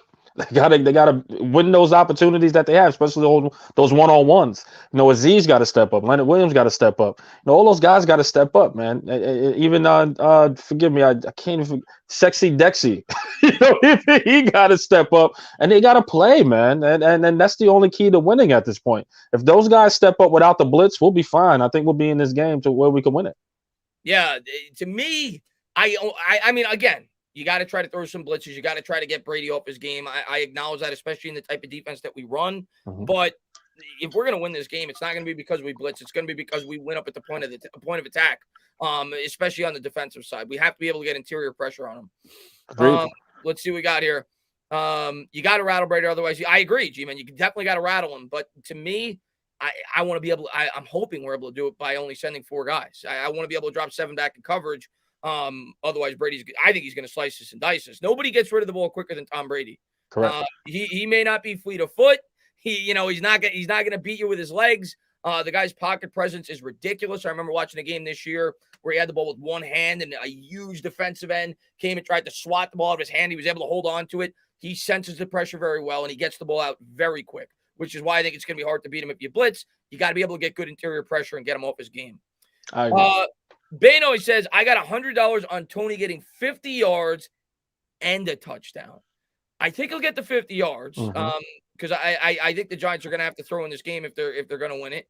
The touchdown, we'll see. I mean, he hasn't had a touchdown all year, so hopefully he finally gets his first one. If he's going to get he's due. He's due. Secondary like this. He's due, man. He's due for it, right? So, that's a good bet in some sort of ways because he's got to get one, man. He's got to get in that end zone. I mean, but the offense is so underwhelming. Who knows? So I definitely agree with that, Chris. Who knows? Yeah, I mean, you don't know, but I agree. He's due, and hopefully this red zone offense starts to improve. I do think that what I'm hoping for in this game, I want to get your take on Daniel Jones. We haven't really talked much about him. I want to get your opinion on Daniel Jones as a quarterback now, as a potential quarterback in the future for this football team. And I know that I see Authentic in here. He can't stand Daniel Jones at this point. I know there's a lot of Giants fans that are completely off the Daniel Jones train. I understand where they're coming from. What's your take on Daniel Jones? Because obviously there are variables, okay? You have to factor in Garrett. You have to factor in the offensive line. What's your take on Jones? When you look at Daniel Jones, at least for the first few years, the main concerns was he was staring down receivers, his pocket awareness, his turnovers, as far as that is concerned. And when you look at him this season, even though his stats low as far as touchdown and interception ratio, the interceptions are still a little high, but not as what he's accustomed of getting. His touchdowns is about 8. I believe interceptions are 5. But when you look at that, he's holding on to the ball as much as he can. His interceptions are somewhat down. His pocket awareness is getting a little bit better. He doesn't stay down receivers too much unless he panics and someone gets injured or whatever the case is. I really think Daniel Jones is still in that phase of checking boxes. We don't really know. And the reason why we don't know, I think, is more because of offensive coordinator as far as his game plan is concerned. Because if Pat Shermer could get a little more as far as production out of Daniel Jones, why can't Jason Garrett, we say in that case as well? But unfortunately, to me, I'm sold on Daniel Jones. Let me say for me personally, I'm sold on Daniel Jones. I think Daniel Jones can get us to the promised land. Just need an offensive line. When you say promised land, you're talking Super Bowl. I'm talking Super Bowl. That's the only problem. I'm talking Super Bowl. I really think Daniel Jones can manage the game to where he can win us a Super Bowl. And I'm not looking for him to put the team on his back and run 100 yards. I know a lot of people in the chat are going to go crazy when you say that. I'm going to preface this by I'm assuming you mean if we put the proper team in place. If we put the proper team in place. Listen, guys. What we did for Eli Manning early in his career. Absolutely. We got to put the proper pieces together in order for that quarterback to be successful. Because no matter what, no quarterback, if you put Aaron Rodgers back there right now, I don't think he's eating as much as he's eating back there with that offensive line. I don't think Russell Wilson is eating back there with this offensive line right now. No. Even if you look at Patrick Mahomes struggling with his offensive line. So we need to get him the tools to be successful. We can't say, hey, Daniel Jones, build a house, and we don't have the nails and the hammer to give to him. We're still trying to work this out. But I really think Daniel Jones, again, he's going to be in the middle of the pack. I'm not expecting him to be a Brady, a Rodgers, a Breeze. I'm not expecting him to be those type of quarterbacks. But if he's in the middle of the pack that can get us there, something like an Eli Manning, because we were giving him hell before, I really think Daniel Jones can take this there with the proper tools, in my opinion. But at this phase, if you're looking at it, the eye test will tell you he's still checking off these boxes, and we still is yet to be determined. But I've seen enough as far as him getting better, because you can see that he's getting better with the proper coaching as far as his turnovers being low. His pocket awareness is getting a tad bit better, and he's not staring off receivers as much as he used to. So it shows that he's learning, that he's growing, he's progressing, but give him the tools, and I think he'll be great, man, in my opinion. Listen, man, I love hearing that. I try to be as fair as I can with Daniel Jones. I am not going to say he's a franchise quarterback until I honestly feel that he is. But I am definitely in full support of Daniel Jones. He's my quarterback, and I definitely think he's improved as a quarterback. There's no doubt about it, at least in my opinion, from what my eyes see. Going into the season, everybody talked about we need consistency, we need consistency, we need consistency, we need consistency.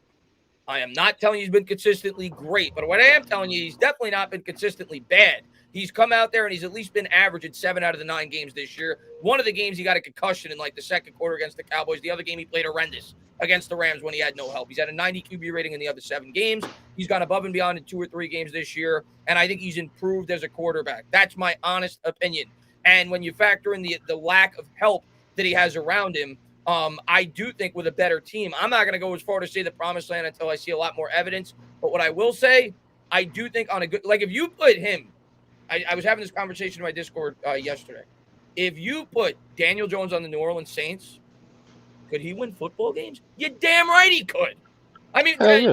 Teddy Bridgewater went 5-0 with them. You put him with a play caller like Sean Payton, you put him with that, of course he could. So to me, if you improve the situation around this football team, and I'm not trying to say that he's going above and beyond like Russell Wilson, he's not going above and beyond in his career like a Pat Mahomes. He's not that level of quarterback like you said. But the question is, as Giants fans, is he good enough if we get him the pieces? And unfortunately, because this team has been built so poorly, before he even got here, it's if you're being as fair as you possibly can, it's very hard to analyze him as a quarterback. And I think, and I'm hoping that's why I want to get Andrew Thomas back at the left side, because I do think that improves the offensive line immensely. And it really does improve this offense if Andrew Thomas plays the way that he's capable of playing. And I think we saw a glimpse of that when we went up against the New Orleans Saints. And hopefully we get a healthy Andrew Thomas tomorrow, and hopefully this offense starts to show some progression here in the second half. But going to get to a couple of these, and then I want to turn it over to Nikki about Daniel Jones as well. Hope you had a good bathroom trip. Let's see what we got here. Brian, man, thank you very much. He says, look at what happened when Jones had even a decent O-line performance in almost all of his weapons. He threw for over 4. Yeah, you're referring to the Saints game, and I'm very hard on the offensive line. I'll be the first to say, because I'm upset. I literally dream about 400-pound men when I go to bed.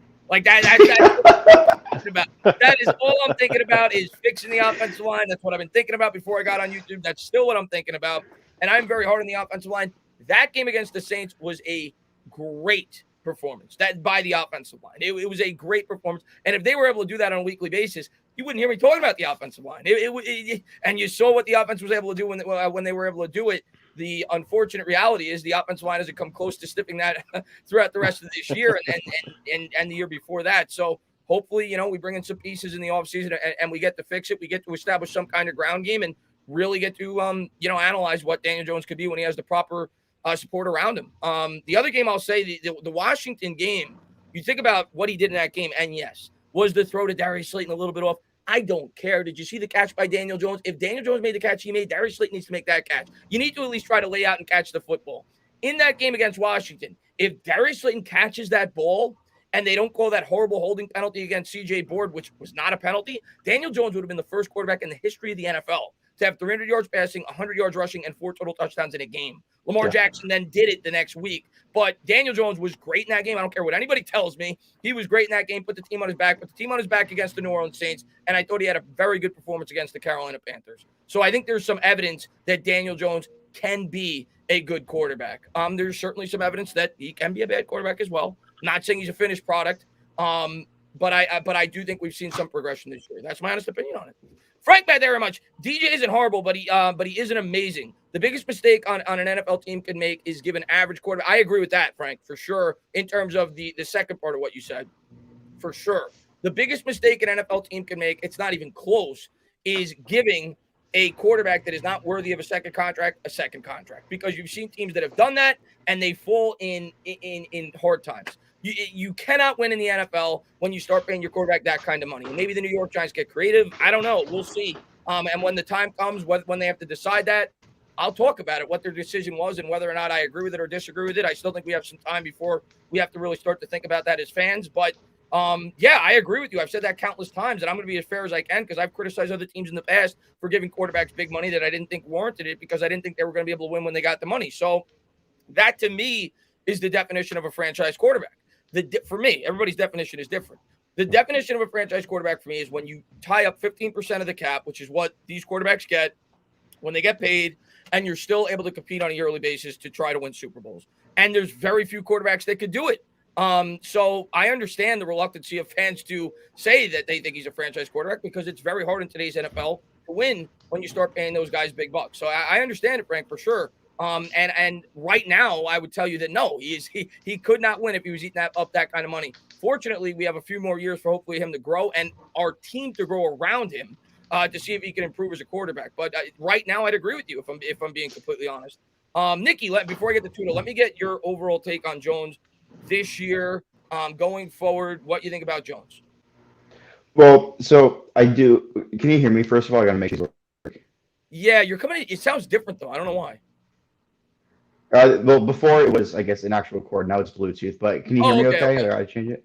Yeah, you're coming in fine now. It was a little. Okay. Now it's better. It's better now. Okay. So I will say that quarterback hell is the worst place to be which is, giving a second contract to an average quarterback. The only thing worse than that is committing grand larceny when you're Brock Osweiler stealing $87 million from the Houston Texans. So I don't think we're in that bad of a situation. Yeah, I think that Daniel Jones has shown a lot of improvement with not only holding on to the ball in the pocket, which I do think there is improvement there. It's not perfect, but it's gotten a lot better, and I think that accounts for something. I don't think he's staring down his receivers quite as much, and I think what I'll say about that, because I heard Eli talk about that, and I agree overall he's not. In the Rams game, it was pitiful. In terms of, I'm trying to be as fair as I can. He was absolutely. Very bad. Absolutely. He was very bad in that game at that. And I'll say, what was the other the game where Chiefs I said was it the Chiefs game where he handed them the touchdown on the first play? Where Willie Gay intercepted it. Yeah. Yes. Yeah. Well, there's been Absolutely. instances this year where he's certainly done it. I'm not trying to excuse his poor play. There's definitely been instances this year where he's done it. But overall, I agree with you. He's gotten better in that aspect. Yeah, and I will say that the times where he has. Well, first of all, I throw out the Rams game like entirely. I thought in no way should Daniel Jones be playing in that game, and I think that part of the staring down for those interceptions in that game is a repercussion of the concussion. So I think whether or not he passed all the protocols, it's his cognitive ability and his ability to process is more than likely. I would bet my home on it that it was a slower pace. He was able to digest defenses in that game, having suffered a concussion just 7 days earlier. So I myself really threw out that Rams game. Not to mention Andrew Thomas, gone and Barkley not there, and it was the first time that was the first game where the offensive weaponry and the personnel was super depleted, in combination with the concussion. I just think there's too many other outside factors there to really judge Jones based off of that game. I think his accuracy. I think he's really a pinpoint accurate guy. I know that his stat for off target throws is kind of misleading. It's pretty high up there in relation to other quarterbacks in the league, but I think that that light just went out. I think that I looked at the stat and it was percentage of throws where the quarterback and receiver are not on the same page. So it's like you see an overthrow or throw that's 20 yards away from the receiver, or the receiver breaks in and Daniel Jones is throwing it out. Like there was one against the Panthers where that was flagged for a intentional grounding, but Slayton ran a post and Jones was expecting him to run a corner. That's intentional grounding. That's happened to Jones more than almost any other quarterback in the league this year. I think I definitely have seen major improvement, and I think that the play calling really is holding him back with the lack of protection, and Jason Garrett knows that. He's shown me enough. I don't think it's a question to give him a fourth year. I don't think that's even a question. Well, they have to. You can't force a quarterback in this year. Yeah, because I hear people saying all the time, like, I don't know whether to give him a fourth year, and I'm like, I couldn't disagree more with that statement. I think he's shown a lot. I think he put the game on his back against the Saints, against Washington. The Panthers game, in my opinion, I haven't seen a Giants player show that much heart in such a long time in that game, that Panthers game, where he's just bing bong, short completions, but just he's getting the ball where it needs to be, and he's leaping for the one-handed catch and taking one hell of a hit from Jeremy Chin. I mean, he's putting the team on his back. He really is, and I think honestly, I hope I'm not being too optimistic here, but I think he's the kind of guy that when it's time for his second contract, because he's a really good kid, and I think he's the kind of guy that isn't going to be like, I just need more money than this guy. Because you see people are like, I want to get paid more than that guy. You see Trent Williams asked for $500 more per year to tackle. Here's what I'm going to say to that, and then I want to get to a couple of these comments. I want to talk about Logic's Finest. I want to see what he said, and I'm going to get back to your super chat too, though. Here's what I'm going to say to that. Dak Prescott's a really nice guy. Dak Prescott is a great guy. Dak Prescott held out for every half penny that he could get, and I don't blame him. It's a contact sport. You're dealing with a lot of CT. You're dealing with a lot of concussions. I am not going to bank on the fact that Daniel Jones has a great heart and he wants to try to help out the team. I hope that will be the case if the New York Giants ultimately decide to go that route and he's a Tom Brady in the making and he takes discounts to help out the football team. I will not bank on that fact. That I'll say right now. I'm not going to bank on that fact. I kind of agree. However, I will say Dak Prescott was making fourth-round money. Daniel Jones was the 6th overall pick. Daniel Jones is already a millionaire also. And if he's ultimately here long-term and the Giants believe in him and he believes in himself that he can be a Giants franchise quarterback, he's going to be getting all of these extracurricular deals with all these companies and commercials and whatever if he ends up being that guy, similar to what Julius Randle did this year for the Knicks, is what I equated to. Yeah, and by the way, I see somebody said that it has nothing to do with earning it. I'm not saying Dak didn't earn it, Ryan. He's a franchise quarterback. I'm not saying he didn't earn it. I'm just saying I'm not going to bank on the fact that I think Daniel Jones, because he's a good guy, out of the goodness of his heart, is going to take less money than he thinks he may be able to get on the open market. That's what I'm going to say. It's a business, and I expect these guys, as I would, to try to make as much money as they possibly can. Let me talk about what Logic said, and then we're going to get back to Tudo. Logic's finally says you are what your record says you are. That I think, okay, that's your opinion, Logic. In terms of a team, I agree. In terms of analyzing a quarterback based off their record, I think it's one of the worst ways to analyze a quarterback. And I recognize that the quarterback is the most important position on a football team. I recognize that they impact wins more than any other position on a football team. I agree with that. Mitch Trubisky's record is 29-21. Is he a good quarterback? He's got a better winning percentage than Carson Wentz. Who's a better quarterback? To me, it's a team game. It's the ultimate team game. So I'm not going to strictly judge a quarterback based off his wins and losses. Just like I wouldn't strictly judge Eli Manning. Eli Manning was much better than a 500 quarterback. The first 7-8 years of his career when he had a good team, he never had a losing season once he became the starting quarterback in 2005. Then the team became a disgrace and he couldn't win anymore. It's a team sport. The quarterback's only on the field half the time. The offensive line has a lot to do with how he performs as a player, whether it be the running back around him, the help around him, the wide receivers being able to run their routes. He has no control over the defense. So I don't think wins and losses is how I'm going to mainly judge a quarterback. That's just my opinion. Of course, that's part of it. But I don't think that's the determining factor. You guys are blinded by hope. That's your opinion. That's a fair opinion.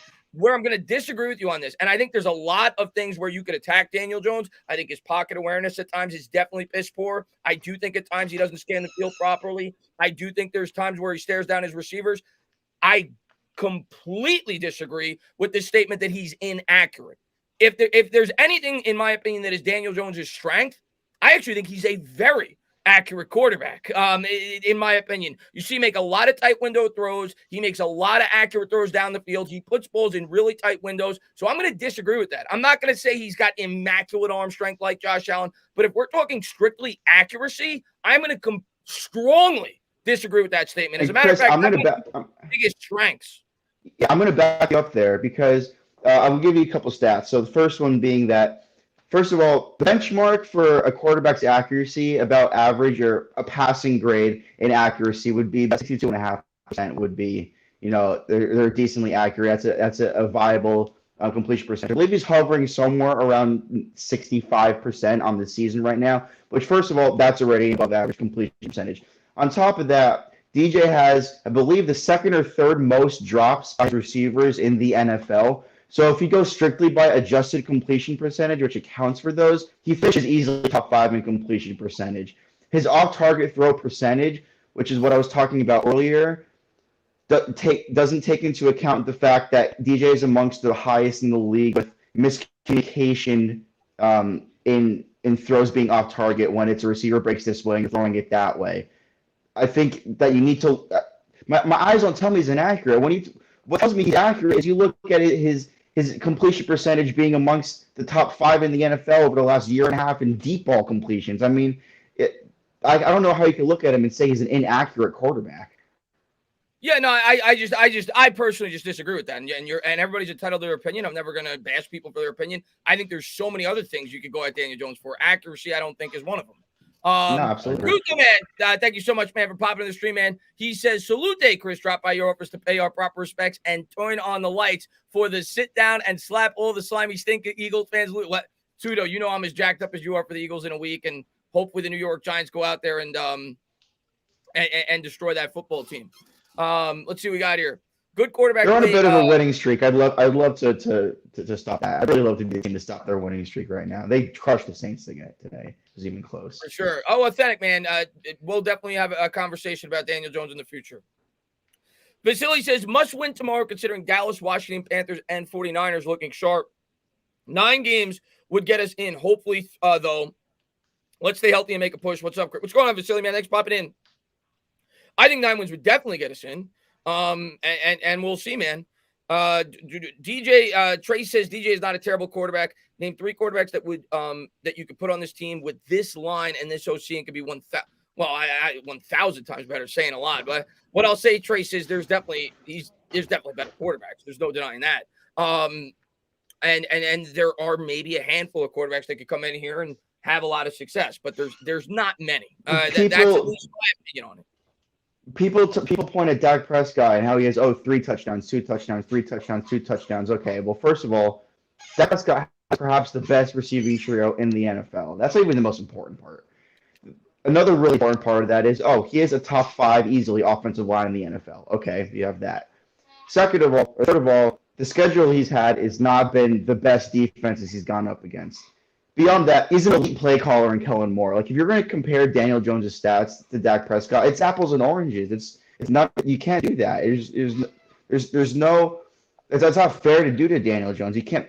If you put Dak in this situation, his stats, I guarantee you, are identical to what Daniel Jones' stats this year. I guarantee you.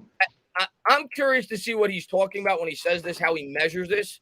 He says Daniel Jones is the 25th most accurate quarterback in the league. I'm assuming he's talking about off-target throw percentage, which is what I've been saying, which doesn't account for miscommunication between receiver and quarterback, which Jones suffers from that amongst the most of any quarterback in the NFL this year. Okay, listen, man, I think that would be one of the last things that me personally, if I was going to attack Daniel Jones, that I would attack him for. I think there's a lot of other things you could attack him for. His red zone efficiency, like I said, his awareness. For me, watching him, I don't think he's necessarily inaccurate. That's just my opinion on the matter. Let's see. We got everybody says excuses. Like, nobody on this panel said Daniel Jones is the greatest quarterback ever. No, definitely not. Listen, we're not saying he's the greatest quarterback. We just need him to be in the middle of the pack to win some games. That's all. And he needs some help. We're not saying he's the best. Before I judge him. That's it. Like, give him the tools to be successful, and let's have a fair judgment after that. Right now, we can't. He's still checking boxes. Like, everybody, calm down. Calm down. There's been improvement, and he's nowhere near in the best situation to succeed. But there's still been improvement despite that. That's it. That's it. Aaron Rodgers. Exactly. Like, you know what? If you're gonna compare inaccuracies, right? And correct me if I'm wrong, guys. Maybe I see something different. But is Lamar Jackson the most accurate quarterback in the NFL compared to Daniel Jones? No. Yeah. No, so when they say he's inaccurate, then give me a player to compare him to. But if you're going to give me, because everybody loves Lamar Jackson, and if he was on the Giants, he'll do great things. He's not an accurate passer. He's running most of the time. You know what I mean? So Daniel Jones is an accurate passer, man. There's some throws in those tight windows, and you go back, look at the film. You'll see it in there. I just don't know what to tell you guys. He's accurate. I don't even know why this is a debate, to be honest with you, but look at the film, man. Look at the film. Them tight windows, he can throw. Frank, what's wrong with this statement is that there's only so many of those guys on the planet. Like, when you have a quarterback who can be like league average, who we've seen you can win a Super Bowl with that quarterback, especially if they get hot for a playoff stretch like Eli did. Like, you're shooting for such a small percentage that you're going to throw away having league average for the slight incredibly unrealistic probability you're going to hit on a prospect and turn out to Patrick Mahomes. You can't. There's no way to aspire to that. You can't get there. It's not possible. It's an unrealistic expectation. That's why you got to Exactly. Exactly. You Listen, keep readdressing the quarterback situation. Here's what I'm going to Whoever say. you Here's- draft, I you want agree. Matt Corral, you want Malik Willis, you want any Well, of these guys. They're going to come in here and be worse than Daniel Jones with this Here's situation. what I'm going to say to what Frank said. And again, this is strictly opinion, and everybody's going to have their opinion. There were plenty of people that thought that Eli Manning belonged on the street before he won his first Super Bowl. Okay, everybody's going to have their own opinion. For what you said, you are absolutely right. As a fan of the New York Giants, you should absolutely want a guy that's an above-average quarterback. There's no doubt about it. But what I'm going to tell you as a fan and, looking at Daniel Jones, is he the best quarterback? No. Does he have limitations? Yes. But the way I look at it right now, if you draft a quarterback in this year's draft, which is really your only option to replace Daniel Jones, you're not going to trade for Aaron Rodgers. It's not going to happen. There is no way Aaron Rodgers is going to sign up to play behind this offensive line. Not going to happen. You're not going to trade for Deshaun Watson. It's just not going to happen. No. And you look at the quarterbacks in this draft, there is not a quarterback in this draft, if you listen to any analyst, that jumps off the page in terms of being a Trevor Lawrence-like prospect, which for me, if they're going to come into this situation, even if they're a little bit better than Jones, I don't see them being successful. They have to doesn't move the needle a little bit better. No, really it doesn't. Good to be able to come in here. So for me, whether or not you think Daniel Jones is the long-term answer, because right now, if I'm being completely honest, I don't think he is. And I think he could grow, and I think he could eventually become that. I hope, as a fan.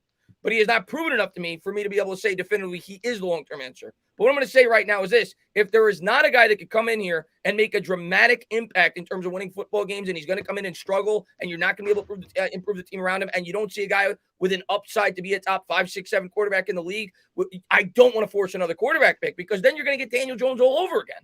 That's what you could argue that we did in the Daniel Jones draft.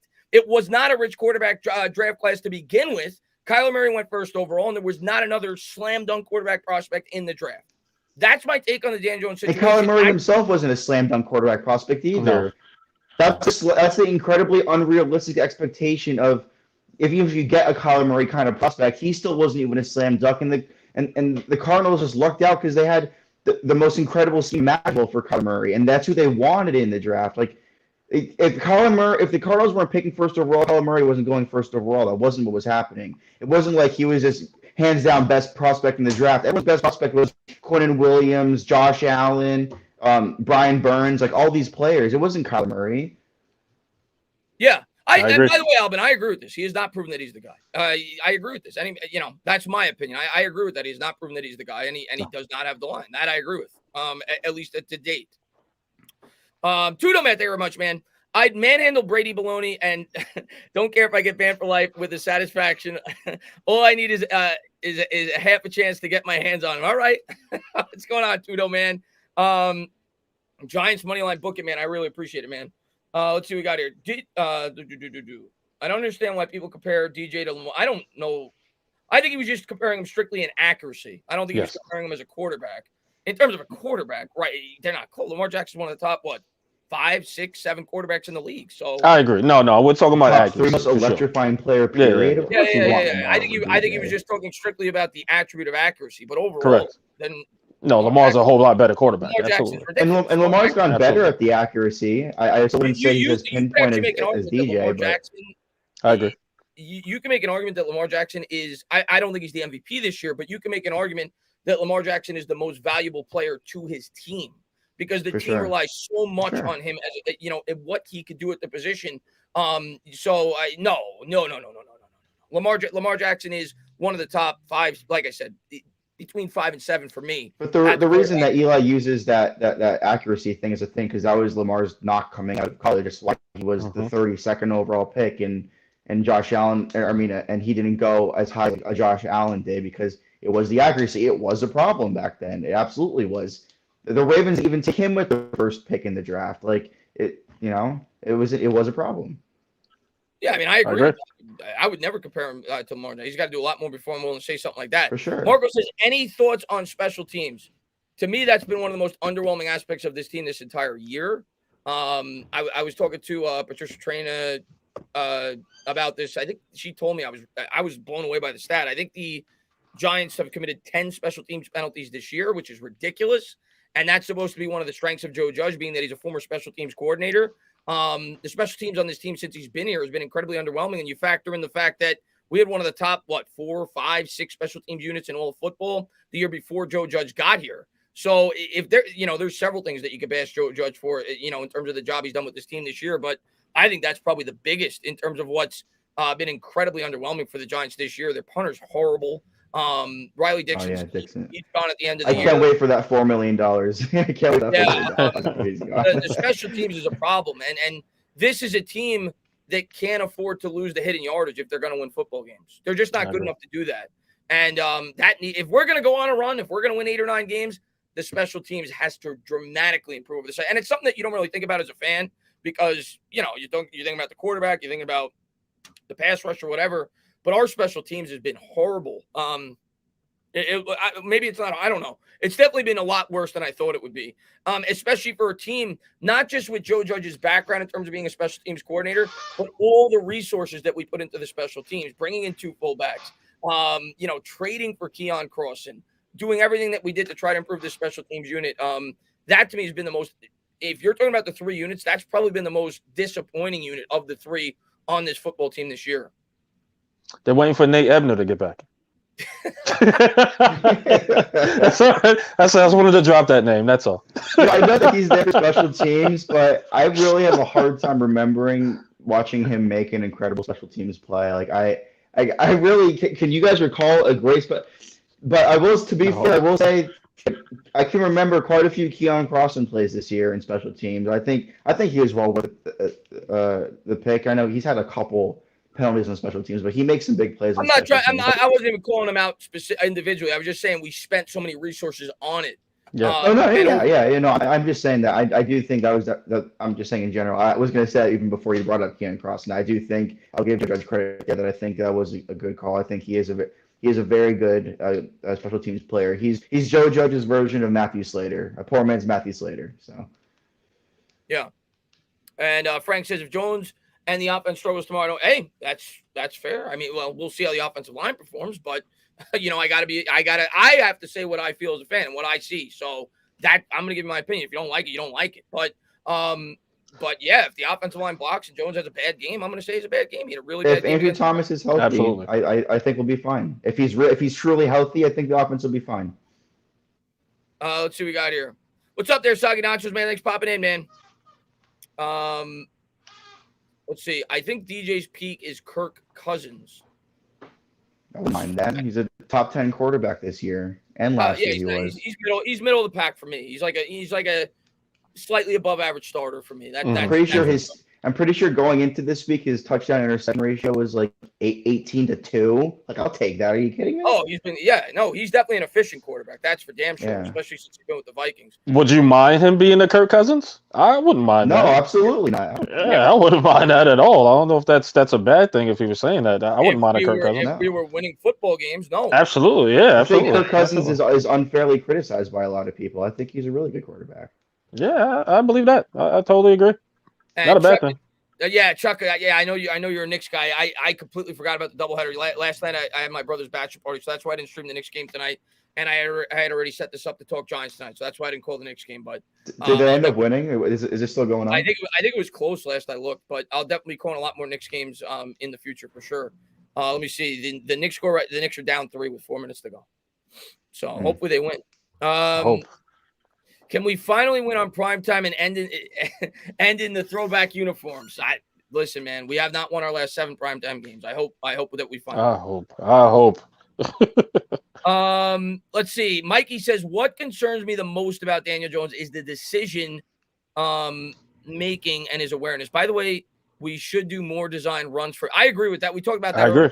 Mikey, but in this game, I think it's a game by game basis in terms of when I think they should and when they shouldn't. But in the game tomorrow, based off the fact that the Bucs they have a pretty good interior defensive line. I do think they need to try to use Daniel Jones' legs a little bit more than they have in the recent games. I agree with you on that. But Eagles really stole our pick. What do you mean, Tyler? In terms of Devontae Smith? I was flipping out, man. I was so angry. I was like, the Cowboys and Eagles. And I know he was a super popular player, and obviously people love wide receivers, and he was the Heisman Trophy winner. I always thought he was going to get to us. You know that if you watch my channel. I had him mocked to the Giants at 11 in like December when everybody had him going 3rd overall. I always thought he was going to get to where the Giants were picking, and he was going to. I had Waddle above him. And so I Chase. thought he would be, and Jamar Chase. I thought he would be there. But it's nothing against Devontae Smith. I think Devontae Smith is great, but I would have preferred Rashawn Slater. I even would have preferred Micah Parsons, and I definitely would have preferred a trade down. So I think it worked out for the Giants. I think the fact that we're going to probably get a top 7 or 8 pick from the Bears, and you got Kadarius Toney. I think in the long term it's going to work out for the Giants. I think Gettleman learned his lesson. He didn't get enamored by the shiny toy at the place where he was picking, like with Saquon. Don't get me wrong, Saquon, I'm wearing his Colorado jersey, like he's my favorite player on the team. But he learned from his mistake of not trading down to the 2018 draft, and he saw the value that was there. A team wanted a quarterback. He was aware. He knew Fields was still on the board. The Bears called him. He saw all this value he could get. I mean, if you walk away from this past year we traded down and we got the first next year, we got the third last year, and we got and I think we got a third next year. Third this year, yeah. fifth in this past draft. Like all this draft capital. I mean, if you end up walking away with those picks plus Toney and say Linderbaum, like of course you take that. It's Gio, I know you maybe you don't, you think I'm crazy because I'm a Giants fan, but I don't know. Let me get the chat's take on it. I think the Giants made out on it. And I'm not saying you guys didn't. You guys got yourself a good wide receiver. You needed it. You should be happy as an Eagles fan. Mm-hmm. But as a Giants fan, if you would have told me before draft night that you're going to get Toney, who I personally liked, watch my I had a mock to the Giants in my last mock draft when the Giants traded down. I liked Toney. I questioned whether or not Garrett could get the most out of him in his scheme. But if you told me on draft night that you're going to trade down and you're going to get what looks to be at least a top 10 pick from the Chicago Bears in the next draft, and you're going to get Kadarius Toney, or you're going to get Devontae Smith, I'm taking the trade down 100 times out of 100. Hands down. Yeah, hands down. 100 times out of 100. So and that doesn't mean the Eagles didn't get a fantastic player. That pick may even be top 5. We'll see. Yeah. Right now, I think it's the 6th overall pick from the Chicago I don't know. Bears. That was a nail biter today. Yeah, so it may work out for both. Devontae Smith, I'm sure is going to be a really good player for you guys, but I think long term it's definitely going to. I think it'll work out for the New York Giants as long as they hit on the pick. But there's such a thing as a win-win that can happen. Yeah. Let's see what we got here. We missed on so many. Well, we've been missing on tackles since I've been a Giants fan. I agree. Does he mean offensive tackles or missing tackles? Oh, maybe he meant missing. I think he meant not missing offensive tackles, but maybe I also know it. Yeah, I don't know. I thought missing tackles, but anyway. Mike says Eagles win a couple of games and they're going to the Super Bowl in their mind. Hey, I'm going to say this right now, and if you watch my channel, I hate the Eagles. I despise the Eagles. There's no team in professional sports that I hate more than the Eagles. I'm going to give them credit. I think Howie Rose. If I was going to give out a GM of the Year award, and I frequently bash Howie Roseman, I would give it to Howie Roseman. Yeah. I think Howie Roseman had a fantastic offseason with all the draft capital that he was able to get. I'm going to give him credit, man. They did have a very good offseason. I will give the Eagles credit for that. I despise their football team, but I do think Howie Roseman, and he's a guy that's gotten a lot of crap, not just from Giants fans, but Eagle fans as well, did have a very strong offseason for the Eagles. But are they a Super Bowl team? Absolutely not. But they've had a couple of good games in a row now. Listen, they're a ways away, probably another year or two, but I think the Eagles will be back to form, and that's something that the Giants will have to look to and be like, man, that's another tough team. The NFC East, I think, will be back in form in another couple of years, I think, as far as being that hard, gritty NFC East battlefield type team, division. I think he'll get back to that sooner or later for sure, but I don't think Washington is going to be that guy either. NFL game.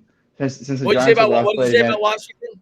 I think the Washington is going to be the last of the pack as usual, unfortunately. I don't think Washington is going to be that team. As much as everybody says Washington is this great team, the pass rush is this, I really think that the Eagles and the Cowboys and then the Giants will come up again, and the Washington will be the odd man out, in my opinion, in the next couple of years, I think.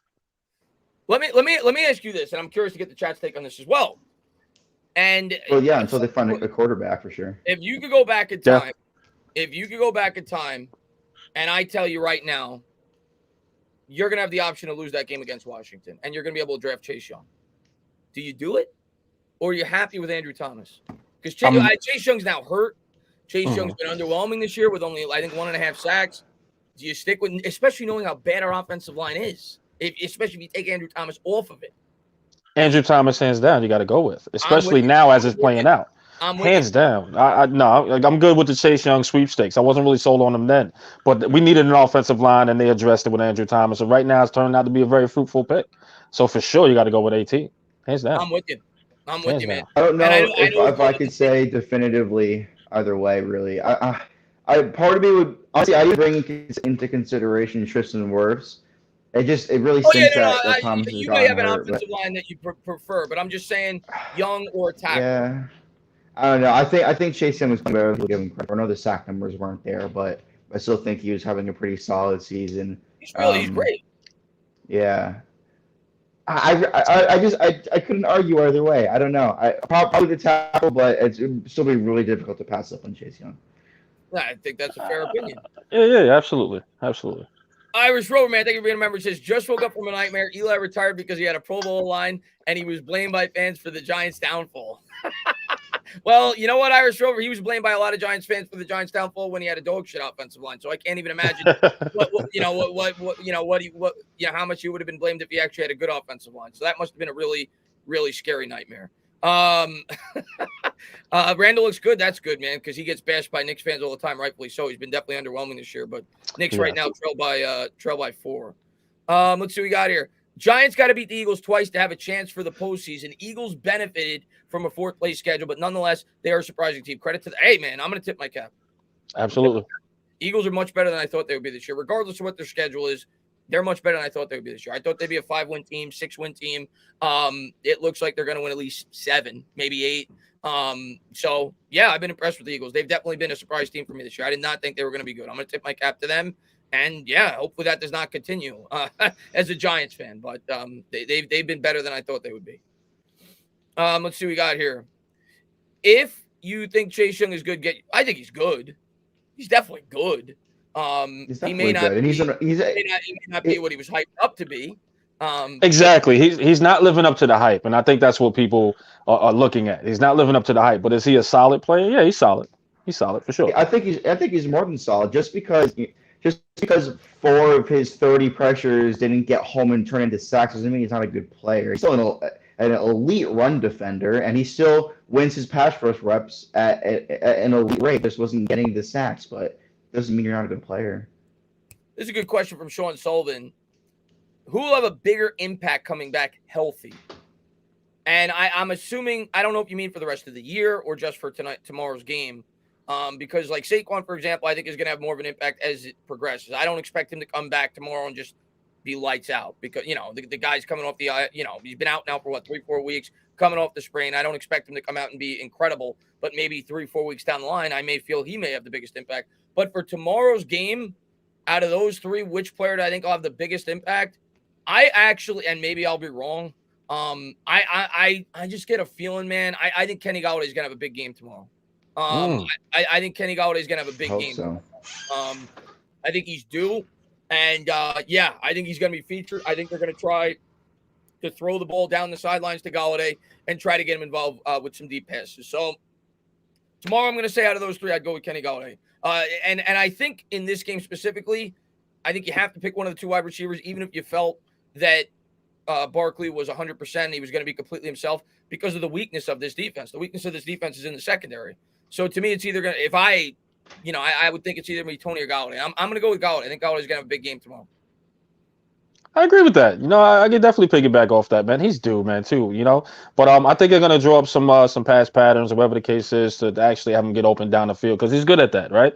So for sure, I think they're going to open up that playbook to have him get some deep balls and hopefully it leads to some touchdowns, and we'll go from there. But I agree with that. That's a good take. I think I'm going to change it up a little bit. I'm actually, for me, if I were to rank them, I'd probably say Tony 1, Saquon 2, and Golladay 3, actually, for a couple reasons. I think that Tampa knows that the Giants are banged up at running back and have that lackluster offensive line.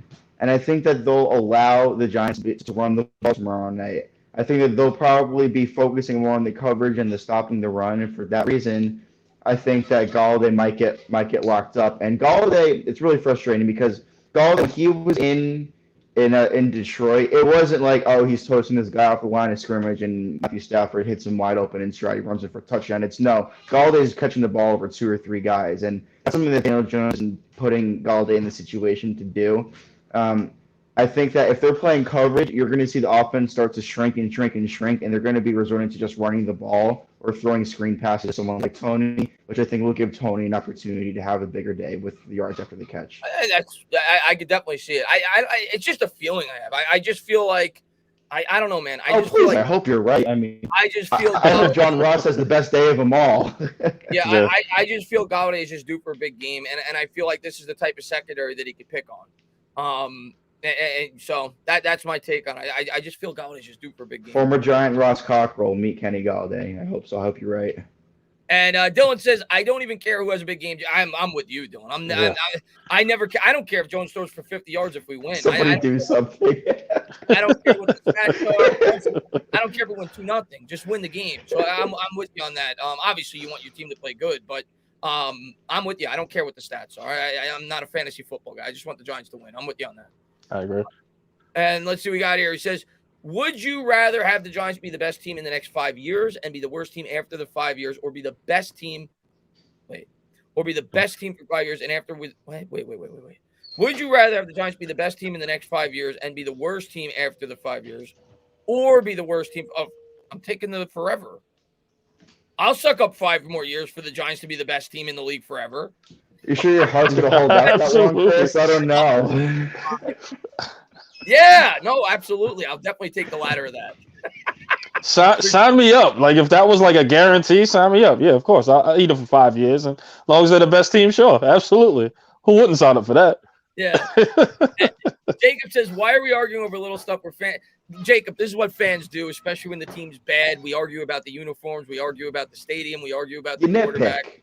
I think a lot, and I understand it, man. I'm a fan just like everybody else. We're frustrated, and we're trying to figure out as fans, because you love the team as much as you do. You're trying to identify what is the primary reason for why the team is what they are. And I think there are so many. I think it's a culmination of a bunch of things. And obviously, fans want to pinpoint one thing, and they want to say, if we do this, everything's going to be great. Everything's going to be dandy. Everything's going to be good to go. The problem is, it's not one thing. It's like 8 things. And I think the Giants have to, it's going to take time. Unfortunately, I hate saying that, but it's not going to happen overnight. Mighty Mango says, hey, Chris, Mighty Mango in the house. Go Big Blue. What's going on there, Mighty Mango, man? Thanks for popping in the stream. Jacob says, our main reason for being bad is Mara. Anybody disagree with that statement? Listen, if he hires the people, right?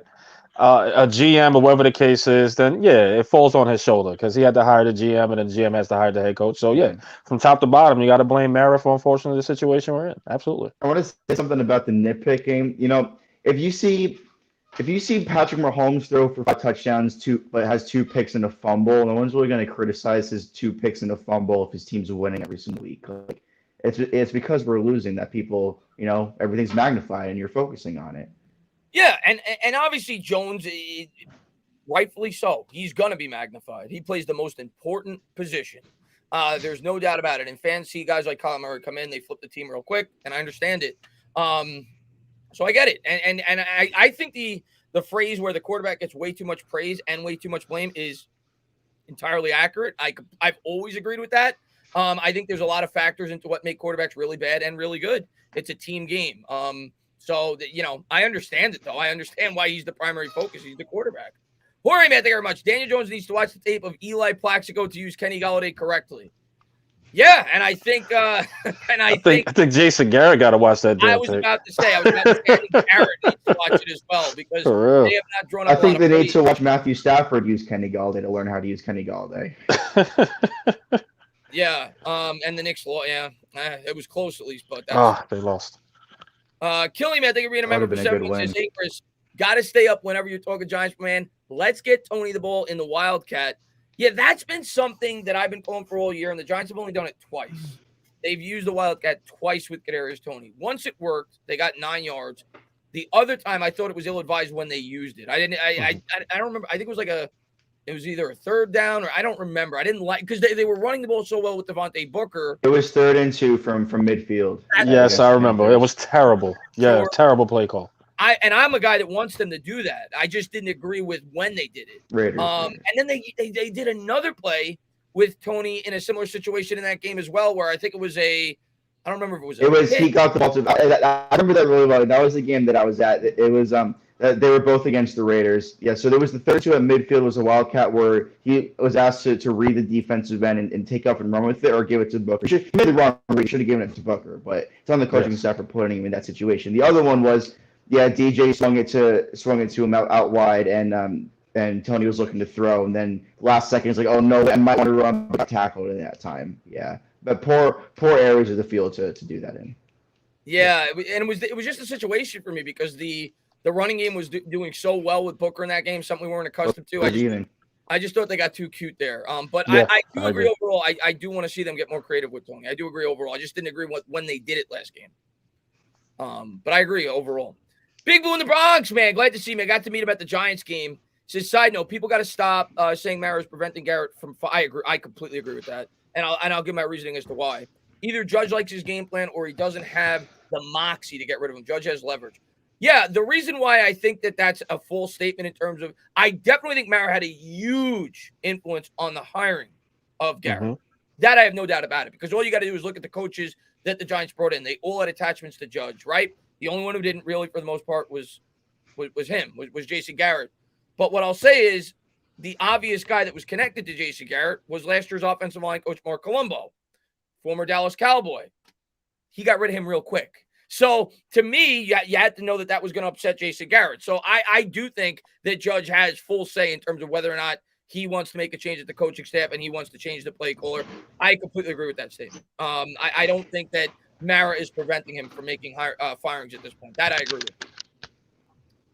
Tara, thanks for popping in the stream. And I frequently say that guys' girlfriends break up with them because they hear me say stand up. But hey, Chris, resident girlfriend that doesn't hate you.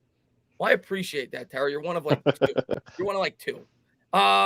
Someone proposed an amazing trade for my Saquon. The nerve. I told him to kick rocks. I'll for sure lose fantasy this year. Go Giants. Yeah, unfortunately, Saquon. I drafted Saquon in 2 of my leagues as well.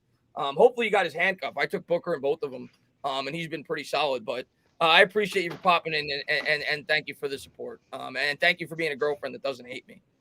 Yeah, Eli's Twitter is in the description, Charles Barkley. But I think one of my mods is dropping as well. I think I've seen it throughout the stream, and I appreciate that. I should have said that throughout the stream. Go over there, follow Eli. One of my favorite follows on Twitter. Great guy. And again, I appreciate you for coming on. Probably the dopest profile picture on Twitter, not gonna lie. Big Blue Appreciate it. Says if Judge was to get fired, he's taking the locker room and Patrick Graham with him. So yes, leverage. Yeah, I agree with that. Rich man, what's going on, man? Knicks lost. Can no sports teams win in New York? Nope. We can't be happy. You know, I said it after the Giants won against the Raiders. I think I forgot who they played. They played like a layup of an opponent. I'm like, the Knicks aren't going to win because the New York fans just can't be happy. There's no way we're going to win twice in the same day. So was it the Magic again? Was that who it was? Yeah, it might have been the Magic. Yeah, I think it was the Magic. Eli, how long have you been a sports fan in New York? For as long as I can remember. I say about 12 years old, and I'm a pretty old guy. I'm 38 now, so you don't look a day over 6. You don't look a day over 6. I appreciate you. Thank you, man. I appreciate that. So as long as I can remember, I mean, my first love is basketball before I became a Giants fan. So I was out there, man. Thought I could be like Mike, and he was crushing the Knicks at the same time. So I was just like, man, can't win. So, but other than that, yeah, since I was a young kid, man, I've been watching New York sports. Listen, man, New York sports, because I'm 36, so around the same age. New York sports, when we were growing up, it was great. Yeah. And I'm not a big hockey fan, but the Rangers were really good. The Knicks were great. The Yankees were starting to Yankees come were killing, right? Yeah, especially I'm talking about like when the Knicks were really good. They were starting to come up in the 96 on. They were fantastic. Correct. The Mets, who I'm a fan of because I fell on my head as a child, were pretty good there in the 90s. But New York sports during that year, even the Jets weren't embarrassing for a stretch there. They went to the AFC title game with Vinny Testaverde. New York sports there for a stretch were so good. Over the last, 15 years, New York sports have been, I feel like we're cursed. Like, all of New York sports' greatness has gone to Boston. They've gotten it all. You know what? When the Knicks started winning last year, man, I was just so happy just to see a winning New York team, bro. Like I was just like, oh my God, like I can't believe it, man. We're actually freaking in the playoffs. And I don't know what's happening this year. But the point is, yes, we need that, man. We need that back. It's just been abysmal. New York's been dead when it comes to sports. And we need it back, man. We got to get that feeling back in New York, for sure. For sure, man. And Roldy, man, thank you for being a member for 14 months. Says, Chris, I'm officially done with Randall. Yeah, I taped the game early. I didn't get a chance to watch it, but I know a lot of fans are down on him. Let me ask you this, Chris, and I know we're talking Giants, but when you look at Randall, I don't know. He looks winded on that court, man. Here's I don't know what it is. Here's what I'm going to say about Randall. And I love what Randall did for this team last year. Yes. It was one of the greatest seasons, probably the best season I've seen by a Knick since Melo when he won the scoring title. Mm-hmm. Like, it was a great individual year by Julius Randle, and I love what he did for this team. Here's what I'm going to say about Randall. I'm not going to fault him in terms of him not, shooting at a higher rate. I recognize that players go through slumps, and I'm hoping eventually he turns the corner and starts reverting back to what he did last year. But what I don't like about Randall this year, from what I've seen, first off, he's doing the same thing he did last year with some of the sloppy passes. But I accept that. The guy turns the ball over a lot. But one thing that I cannot accept that I've seen from Julius Randle at least 4, 5, 6 times this year, when he does one of those stupid turnovers and a silly turnover and a silly play, he doesn't hustle back on defense. He gives up on the play. He's the leader of the team. He looks deflated. Yes. I did not see that from Julius Randle last year. I've seen it way too many times this year. That is one thing.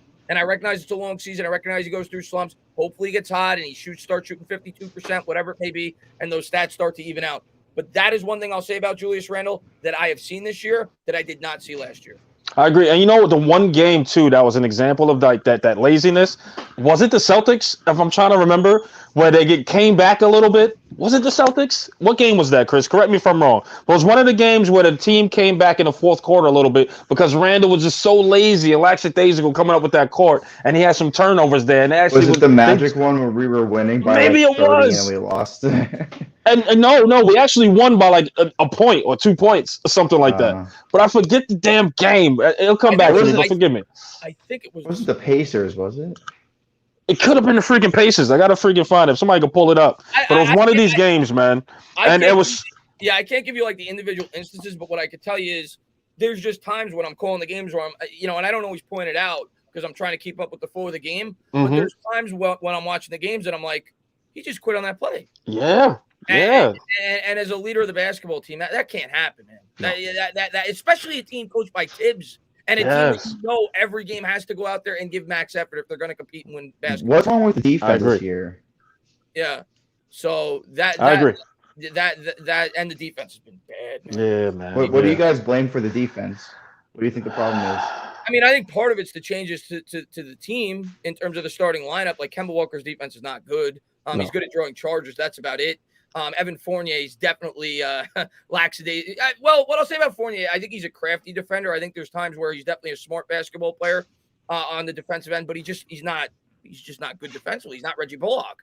Reggie Bullock last year was our best on-ball defender. So, I think some of the changes. But when you look at Tibbs, he puts their foot like there's certain games where he actually goes, I guess he coaches them up and say play defense because they actually do look good on certain games, but the majority of them, their defense has been terrible. I don't know, but I know that we're talking Giants, so forgive me. I could talk Nick for hours, man. Yeah, good. Reggie was definitely my favorite Nick last year for sure. Roldy, man, thank you very much, man. Chris, the reason why he doesn't look a day over 6 is because us black folks don't age. Come on, you should know this, man. Black don't crack. Black don't crack. No, man. No, you don't look 6. You look about, 18. You look good for your age. Thank you. God bless you. God bless you. And Manny, man, thank you very much, man. Randall was lights out tonight, though. Yeah, man, I didn't get to watch the game, like I said. I didn't get to watch the game, so I'll watch it after. But that's what I'll say. If I'm going to be, the one thing that is really, I'm never going to get kill a player for going through a slump because that's basketball. That happens. Players are going to go through a streak for 10 games where they shoot 30%, 35%. But to me, there's times where the effort just hasn't been there. And I didn't see that last year with Randall. The other thing with Randall in terms of his game this year, for me, that's been it hasn't been there. Last year, he had that signature fadeaway jumper on the baseline, and it was money. He doesn't even have that shot in his arsenal. No. He's spent his times behind the 3-point line now. Yeah. Which I can't stand. They just need someone to get in that paint, man. It's like they're all scared to get in the paint. Like the only one that does it is Rose. You know, to kind of give you that mid-range jumper up in there. But Derek is I don't know. one really confident driving game, but other than that, yeah, they're all hanging around the Yeah. 3-point. Then they shoot 10 for 38, like from beyond 3. Like it's ridiculous. They live and die by the 3. I'm like, dude, go in the paint, Yeah. score those mid-range jumpers. Like you said, Randall. Yeah. I haven't seen it in that arsenal this year. You're absolutely right on that. Yeah, and Raekwon says, last year we win if DJ knows how to read the field better and cut down on the turnovers. I feel he will throw for at least 3 touchdowns and 200 yards. Raekwon, I sure hope you're right, man. Hell yeah. Last year, He could use a stat pattern. last year that was Daniel Jones's Rams game for me last year. Like that was I think that was his worst game. I'm trying to think if he had a worse game last year. He was bad in that game. I'm talking about the Rams game this year, not the previous year. He was bad in that game. And obviously he had the 2-point conversion at the end of the game where he missed time to throw. And we almost won in spite of that. Because the defense played so well. And we actually ran the ball so well in that game. So we're gonna need Jones to put forth a much better effort against the Bucs if we're gonna have an opportunity to win this game. That's for damn sure. And I hope Daniel Jones comes to play. I really do. And even the fans that are doubting Daniel Jones, they're fans of the Giants. They want Daniel Jones to go out there and prove them wrong. And if they're not, then they're just, I don't know why they wouldn't. Yeah, Chris, unfortunately, I think that a lot of them really don't want him to work out because they want to say, I told you so, as opposed to hoping the team actually. I don't know that. I don't know. Yeah, I don't know. A lot of people that I talk to on Twitter or in my comment sections. What I'll say on my TikTok, my comment sections, everyone hates Daniel Jones. They want him to be bad, and it's horrible. Here's what I'll say. I definitely think I think it's a select few, but there's definitely fans like that would rather be right at times than the team do well. I don't think that's the majority of fans. I think most fans want to be proven wrong for sure in terms of the fans that are completely off the bandwagon with Daniel Jones. However, I do think that there's also a select few of fans that are like, no, I want him to do bad because I want it to drive home the point because I know he's not going to be the guy that I want them to draft a quarterback. But I think most fans definitely want to be proven wrong with Daniel Jones that don't believe in him. And yeah, man, I want him to go out there tomorrow night and absolutely light the world on fire. Let's see what we got here. Zuhaib says 2 scoops of peanut butter is good. Okay. Okay. Trey says everyone says we need to throw the ball to Galladay even when he is covered because he can be the 50-50 jump ball.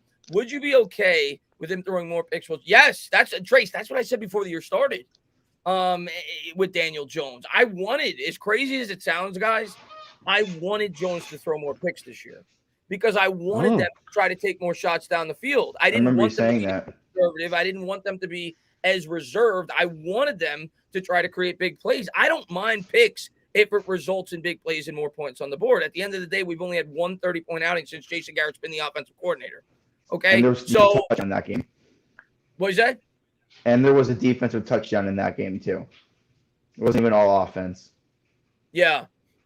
But do you think DJ's a gunslinger? Like, you think he can actually throw the ball up and can get you those type of touch? I don't think so. I think he's that. I don't think you need to be a gunslinger to be able to do that, though, because we've seen his deep ball accuracy is definitely there. I don't think he necessarily. But there's no time, though. Gunslinger. I feel what you're saying, but because we're talking about a perfect situation, yeah, we would like to see that happen, but we didn't expect the offensive line to be down to third-string offensive linemen, offensive linemen. So absolutely. Yeah, I'll have the quarterback conversation with you, Authentic, on your channel maybe next week. Listen, shout out Authentic, man. He is really, and he hammered some things on. We do the Twitter spaces from time to time, and he hammered some things on Daniel Jones. He really thinks that he's not the guy, whoever the case is. But definitely, if you can debate with him back and forth, man, he got some good stuff there. I love Authentic and the Beards. Their pick streams. Those are the best. This past, was it Thursday? That was one of the best streams I've listened to in a while. Authentic. It was really awesome. Had a lot of fun in there. And Richard, man, thank you very much. He says, love Dallas. Lost so sick. Them all over the new Giants go 65 years, hard life. Watch the New York sports. I don't know what you meant by that, Richard, but listen, as far as New York sports goes, it's been absolutely dreadful. I'll say that right now. I think he's saying he loves that Dallas got their behinds whooped today by the Chiefs, and then I'll get the second part. We also want to stop with the fades to Kyle Rudolph on the second down, wasting a red zone play. Yeah, listen, man, I think the fades need to go to Galladay. Like, how many fades have we thrown to Galladay? Like 1, If, Maybe. right? If.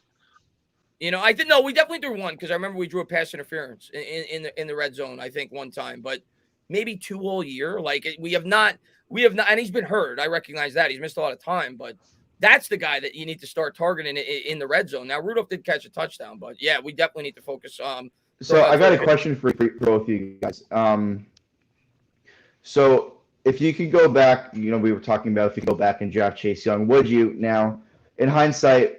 Would you go back and give Kenny Golladay all the money to come here? Because I remember when we ended up signing him. I remember the days leading up into. I remember in particular being in one of Bad Dog streams, and I had said I had super chatted it, and I was like, you know, I feel like I might be in the minority here, but I kind of don't want Kenny Golladay to come here. I don't want to give all that money to a receiver who probably isn't a top 10 receiver in the NFL, isn't being paid like it.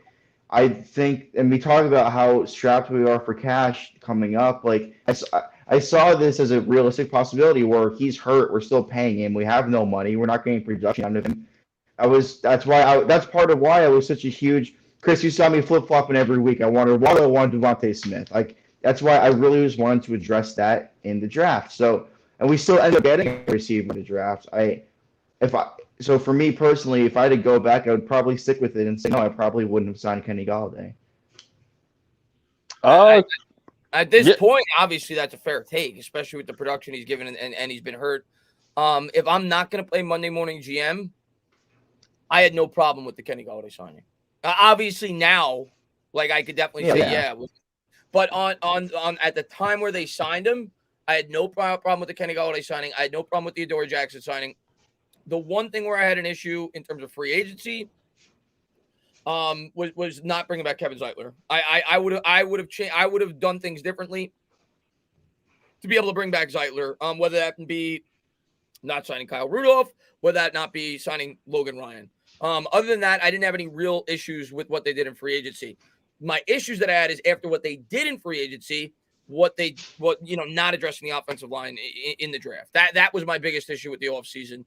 But in free, obviously it's easy for everybody to go back and say now that, the Kenny, I would have never done it. But most Giant fans, if they're being honest with themselves, were probably okay with it. Maybe some weren't thrilled, but I think most were okay with the signing. It was still super exciting to see a big name free agent, one of the biggest names on the market in general, let alone at the receiver position, come to New York. It was a lot of fun to see everyone talking about the Giants because you're such an irrelevant franchise over the past couple of years. It was nice to see everyone talking about it. It was one of the biggest headlines in free agency.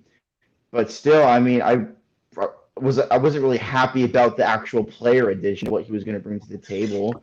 The injury really concerned me, and I didn't think that he would fit Jason Garrett's scheme in the first place. I wasn't about giving $20 million a year to Kenny Golladay with all the injury concerns. I mean, Ryan, obviously Kenny Golladay over Zeitler, but that's you could have kept Zeitler and still signed Golladay. That was still an option. Yeah, absolutely. Absolutely. But go ahead, Eli. You were going to say something. No, just definitely to piggyback what you were saying there, Tainer. I agree, man. Like, we was all gung-ho for, Kenny Golladay to come in. I wasn't mad about the signing at all, but in hindsight 2020, we're looking at it now, we can say, okay, maybe that wasn't a good signing per se, because they can win without him too, and he hasn't scored a touchdown yet either. So I understand all that. But at the beginning, sure, I'll take him. But most importantly, we had to get offensive line, and Zeitler was that guy. We had to figure out a way to keep him, and unfortunately, we didn't. Yeah, I always thought in the back of my head that there was a good chance we weren't going to bring him back, especially after we signed Logan Ryan. But if I was the GM, I would have done things differently and tried to make sure that he was going to come back with the team. That's the one thing that I really had an issue with. And then after they did that, not addressing the offensive line early in the draft. Timothy says, Tana, and we're going to end this in like 5 minutes. I appreciate everybody for being here. Timothy says, Tana, what is more likely, Jones throwing for 300 yards and 2 touchdowns, or Golladay or Toney getting 100 yards and a touchdown? That's a really good question. If you're giving me the option of either or Golladay or Toney, I'm actually going to go with the receiver. I think it's more likely because I do think one of those 2 receivers is going to have a big game against his secondary. And Jones may throw for like 260 and one of them may have a 100-yard game. So I would side with one of those 2 receivers having a big game. I think one receiver in this game is going to have a big game. Whether that be Toney, whether that be Golladay, Ross, whoever. their secondary is just too bad for the New York Giants not to be able to get some kind of production through the air tomorrow, unless the offensive line is just completely horrible. So I would go with one of the receivers is more likely. Let's see what we got here. Man, Gettleman is definitely trying to sabotage the Giants on purpose. I don't think it's on purpose, but he definitely failed this offseason. I'll say that right now. What's your guys' take on the whole the Gettleman thing? I know he's like, a public enemy number one, and I've even gotten on board with it at this point. But what's your guys' take on Gettleman since he's been I mean, listen, when we look at Dave Gettleman, there's some things that he obviously done well, right? He's fixed a few things. He's just didn't. You know what the Giants fans are really like, man, we hate Gettleman because of the promise was to fix the trenches, right? The offensive line, the defensive, as far as getting the edge rusher or whatever the case is. And he hasn't really fulfilled as far as the offensive line is concerned. I think the defensive line is getting better as far as that's concerned. And Aziz is looking great, but he still has some pieces there that has to be filled. But that offensive line has been atrocious, and he's been trying to fix that. The first thing he got in hand, it just hasn't been it. I understand injuries, etc., but he's missed, man. And I think that's what pisses people off with Dave Gettleman. But however, it's hard to say that Dave Gettleman needs to lose his job if you look at it, right? Because he's done some great things. And I think it warrants him another year. And I know everybody's going to kill me. I know everybody's going to kill me. I know everybody's going to kill me for this. I'm not, you know what? I always like to hear different opinions. I know some people don't. Right. I know some people like to kill people if they completely disagree with their opinion. I always like to hear people's opinions on things if it's well thought out and you have a legitimate reason behind it. So I want to hear your take on it. It's just, you know what it is? It's just who else? Like every time I ask people, especially on Twitter, and I'm the first guy like, give it a Gettleman. But at the same time, I'm talking, I'm like, well, who else is going to come in? Number one, when you look at a new GM, is he going to bring in a new quarterback? Is he going to rip this team apart? Are we going to start backwards? This is officially, because the Eli Manning year of Dave Gettleman's tenure was a waste, in my opinion. So this is officially going to be his third year, whatever the case is. Was a disaster. A disaster, and he couldn't fix it in time, trying to win and rebuild. No, he had to rebuild then, and he just didn't have time to do it, or whatever the game plan he had. But I really think, unfortunately, we're going to have to run this back with Joe Judge and Dave Gettleman. I really don't see him losing his job at this point. Well, there's some great things he's done. Let me ask you this. Before you keep going. I agree with you that I think Joe Judge is going to be back. I agree with. I do think, unless this team wins like one more game all year. Outside of that, I do think Joe Judge is going to be back. What is the better option in your opinion? Let's say we fire Gettleman, because I think they're going to. I think he's either going to retire or get fired. Because the fan base is going to need a pound of flesh. They're going correct, to. And I think he's going to be the pound of flesh. That's what I think is going to happen. Then they're going to go with Kevin Abrams to keep the continuity. That's what I'm going to ask you. Because absolutely. That then becomes the question for me, and I think that's the question of the offseason for me for the New York Giants in terms of the general manager position. If you're going to keep Joe Judge, and I think they're going to, do you force Joe Judge on an outside GM? Because if you do that, you're not gonna get an ideal candidate. Because if I'm a general manager, Eli, I'm telling you right now, if I go to the interview and you tell me we want Joe Judge to stay as the head coach and we want Daniel Jones to stay as the quarterback, I'm picking up my suitcase and I'm walking out the door and I'm giving you the Eli double bird. because I'm gonna tell him, I'm gonna say, listen, I may want to keep Joe Judge, I may want to keep Daniel Jones, but if you're asking me to be the general manager, you're not going to give me say as to who the coach and the quarterback are going to be. I'm not taking the job. And this is why I'm thinking they'll keep Dave Gettleman because of that. Or if they do let him go, it will definitely be Kevin Abrams, in my opinion. So you think it'll be in-house? Yes, hands down. In my opinion, I think Joe Judge isn't going anywhere, and I think they're going to give Daniel Jones a little bit more time to develop. But like you said, they're not going to force an outside guy to keep those two guys in that position. I don't think it's a crazy opinion in terms of hiring an in-house GM. I definitely see it as a possibility. And I know fans may not want to hear that, but I'm saying I'm trying to think logically and what I think could happen. And I'm gonna tell you what, if you gave me two options, Eli, and option one. Like if Joe Judge is staying either way with either option, option one, Joe Judge is going to stay on as the head coach and you hire an in-house guy and you see if it could work for a year. Option two, Joe Judge is going to stay on and you're going to force Joe Judge on a guy that you have to make a much longer commitment to in terms of a GM for the future.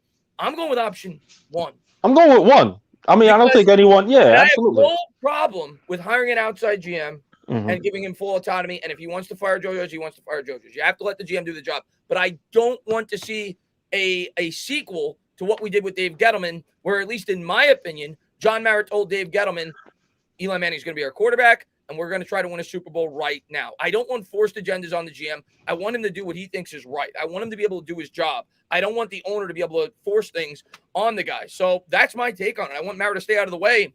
And if he's not going to stay out of the way, well, then give it another year. And then if it doesn't work, then at that point, you have no choice but to blow it up. I agree. I totally agree with that. But we'll see. I mean, it's all to be determined. And again, I just think that he's going to get another year, and it's unfortunately I guess the wrong word is kind of warranted. But I just think they're going to keep that continuity and just keep that thing going for another year and then burn it down. We'll see. Yeah, because to me, firing Gettleman and keeping Abrams is having the same GM. You just don't have the Boston accent. Absolutely. Absolutely. That's my opinion on it. You know what it is? Dave Gettleman just talks way too much. Like, you're touched by the hand of God, and this, like, he just oversells things. And I think that's what the fan base is looking into, is that he's just a seller. And when he starts saying things like that, we buy into it, but it's not fulfilling. You know, unfortunately, he can't fulfill that. Instead of just going in there even keel and just giving it how it is, you know. Anyway, that's I don't know. But instead of just giving it how it is, you know, he's just all over the place. I personally think you're going to be wrong about Gettleman, but I don't necessarily think you're wrong about them hiring an in-house GM. Gotcha. But Nicky, what's your take, man? My take on it is, listen, I think, yeah, I kind of agree with Eli. I myself, I would give Gettleman an extra year as well. Really? Yeah, I would. I think Gettleman, this is only a year and a half into the Gettleman Judge regime. And I think they work well together. I think they draft particularly well together as well. I think, and I don't want to see somebody come in here as a new GM, an outside GM, and get rid of DJ, because like we were talking about earlier, I believe DJ absolutely deserves a 4th and potentially a 5th year. I don't want to see that quarterback switch. I don't want to be drafting a quarterback. I think, regardless of if we get rid of Gettleman or not, I can 100% guarantee you whoever the GM is of the New York Giants this upcoming draft is drafting an offensive lineman in the 1st round. I can guarantee that that's going to happen. There's no way it does not happen. I want to say that you're right, but I'm not going to guarantee that. Because there's been so many years where, and Greg, man, he says, "Oh, hell no, get him in another year." but I am not going to guarantee that, because this year, if you would have, I'm not necessarily going to say I would have guaranteed an offensive lineman would have won in the 1st round, but I would have absolutely guaranteed that an offensive lineman would go in the first 4 rounds. So I am not going to guarantee anything with the New York Giants. Do I think it'll happen? Like, if you asked me to make a bet, yeah, I agree with you. I think it will happen, but I ain't going to guarantee anything in terms of what the New York Giants are going to do. But go ahead. I didn't mean to interrupt you. No, it's all good. Well, I think that, especially from a perspective of all the injuries we had on the offensive line this past year, and contract year for Will Hernandez, and Nate Solder is going to be off the team after this year. And that in combination with what we will most likely be picking being the offensive lineman like Linderbaum falling at this early picking, like the board kind of aligns with the Giants' needs that way. Like I think so. Regardless of people, I don't want to see what's going to happen is Gettleman's going to get fired. I think he's going to get fired. I want another year Gettleman, but I think he will get fired. What's going to happen is we're going to be on the clock. We're GM, Kevin Abrams or whoever, and they're going to be like, "Oh, thank God we picked an offensive lineman. Thank God Gettleman's gone because he wouldn't draft offensive lineman." My point is, I think that regardless, that Gettleman would have drafted one in the 1st round with one of the first. I agree. That we have. I mean, if I had to guess, I think he would, but I don't know it for sure. But I agree. I think he would. So, and then beyond that, yeah, Daniel Jones, I believe in him. I'm not calling him a franchise quarterback, but I believe he could be the guy who is the quarterback for the New York Giants for an extended period of time. I know I'm not trying not to say the word franchise quarterback as best as I can with that, but I want to see him given a fair shot and go with those things. And I just think that the continuity is important. The continuity is important. If they move on from him, I would still prefer just a year, no long-term commitment to another GM. I prefer Kevin Abrams being the guy who ends up getting the job. And then if not, then Judge and Abrams or whoever it is, or if it's Gettleman, on together and bring guys in together and have them paired that way. I want the new GM with the new head coach if we do end up getting rid of both of them. Yeah, for me, it depends on what Mara wants to do. That's my opinion on the matter. And I'm not going to know until the end of the year. And in my heart, I feel like he's going to want to stick with Judge. That's in my heart. That's really what I feel. And if that's the route he wants to take, because we have no say about it as fans. So if that's the route he's going to take, I would prefer an in-house GM for a year.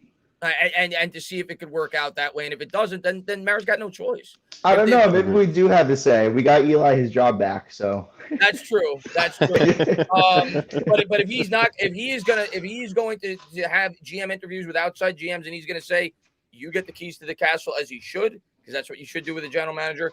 You're going to get to pick whether or not Judge is going to be your coach. You're going to get to pick whether or not Daniel Jones is your quarterback. Then I want to bring in an outsider. I as a fan, like it's not Madden, okay? You have to think about all the possibilities. I as a fan do not trust John Mara to do that. I don't. And I think he's going to want to stick with Judge. That's my opinion on it. If that's the case, I don't want to go the outside GM route. That's my opinion on it. Independent says, crazy thought. Do you think Joe Judge would ever consider taking a demotion and being an OC? Judge did great after the Cumbo fire. And Garrett, well, he's not an OC.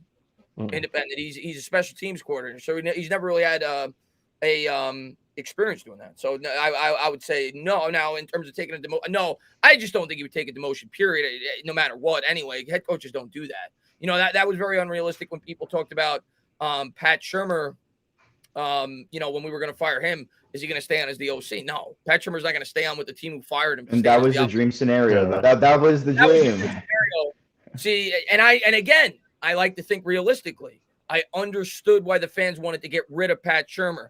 I also understood that the majority of the fan base wanted Shurmur to stay on as the offensive coordinator. Knowing that would never happen, I did not want to fire Pat Shurmur because I knew it could be catastrophic for Daniel Jones. So that was me. That's why I didn't want. That was why I was not in a rush to fire Shurmur. Let me say this, and then I got to take a run if that's okay. I got to run. But if Pat Shurmur had the weapons that he had now with this team, do you think Daniel Jones would be more successful? And I'm going to ask the both of you guys. Yes. Okay. Absolutely. He would have met Chris's goal, Chris's prediction of 30 total touchdowns. And I'm not saying he'd be Pat Mahomes, okay? Right. But Daniel Jones was drafted specifically for Pat Shurmur's scheme. He fit Pat Shurmur's scheme. All you got to do is look at Pat Shurmur. I'm going to give you names. Case Keenum made an NFC title game with Pat Shurmur. He had a career year under Pat Shurmur as an offensive coordinator. Nick Foles has the third highest QB rating in the history of football in a single season under Pat Shurmur. Sam Bradford had a career year under Pat Shurmur. Teddy Bridgewater's career high in touchdowns in a season is 15. This year he's already got 14. He's having a career year under Pat Shurmur. That's 4 quarterbacks I just named you. Daniel Jones has his best statistical season under Pat Shurmur. He was drafted for the Pat Shurmur scheme. So if you're asking me, do I think Daniel Jones would be a better quarterback if he never had to change schemes and got to stay in the scheme that he was drafted for? Yes. And I think the biggest reason why we brought in Pat Shurmur was because he was a quarterback guy. There is no doubt in my mind, and I'm not saying he'd be Pat Mahomes. I want to continue to say that, that Daniel Jones would be a better quarterback at this point in time if Pat Shurmur was still the OC for the Giants. Totally agree. And that's a great way to kind of end it for me, but I totally agree. And I think they fired him a little bit too prematurely, possibly, in my opinion as well, but that's another debate. But hands down, I think he'd have been in much better hands if Pat Shurmur was here. But guys, I'm going to run. Thank you so much, Chris, for having me on. Tana, this is a dream come true for me. Thank you so much. And my brother, it's good seeing you. I'll see you on Twitter for sure. Thank you so much, man. And I'll talk to you guys soon. Thank you so much. I'll DM you. Yeah, DM me, please, if you can. Please DM me. And I'll definitely follow you back, my brother. Thank you so much. I do appreciate you guys. Take care. Have a good night. Peace. Thank you so much for coming on, man. Great guy, man. We really appreciate you coming on and talking Giants with me, man. He's awesome. We're going to end this in 3 minutes. Greg Harris says, fix the O-line first. I agree. Greg, when I say things, that's what I would do if I was a GM, unless there's a quarterback that just jumps off the page. And this year, to me, there's not a quarterback that jumps off the page. So to me, that's what I do if I'm a GM this year. I fix the O-line and I set it up for either Jones or the guy that replaces him. That's what I think the New York Giants have to do.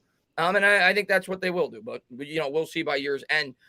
Nikki, we're gonna get ready to close this out. I will be live tomorrow night, actually tomorrow during the day, with you guys for a stream leading up into the game. I haven't decided what time yet, but we'll talk a lot more about the game individually. Looking forward to that. and then I'll be live on Bad Dogs channel to call the game. So should be a lot of fun. Hopefully we get a win tomorrow. But Nikki, man, you're the man, dude. Always love talking to you. I want to say thank you so much for coming on. Thank you for being such a great supporter of the channel. And yeah, man, give me a final score tomorrow. Give me the final. Final, I'm going to go 31-27 Bucs.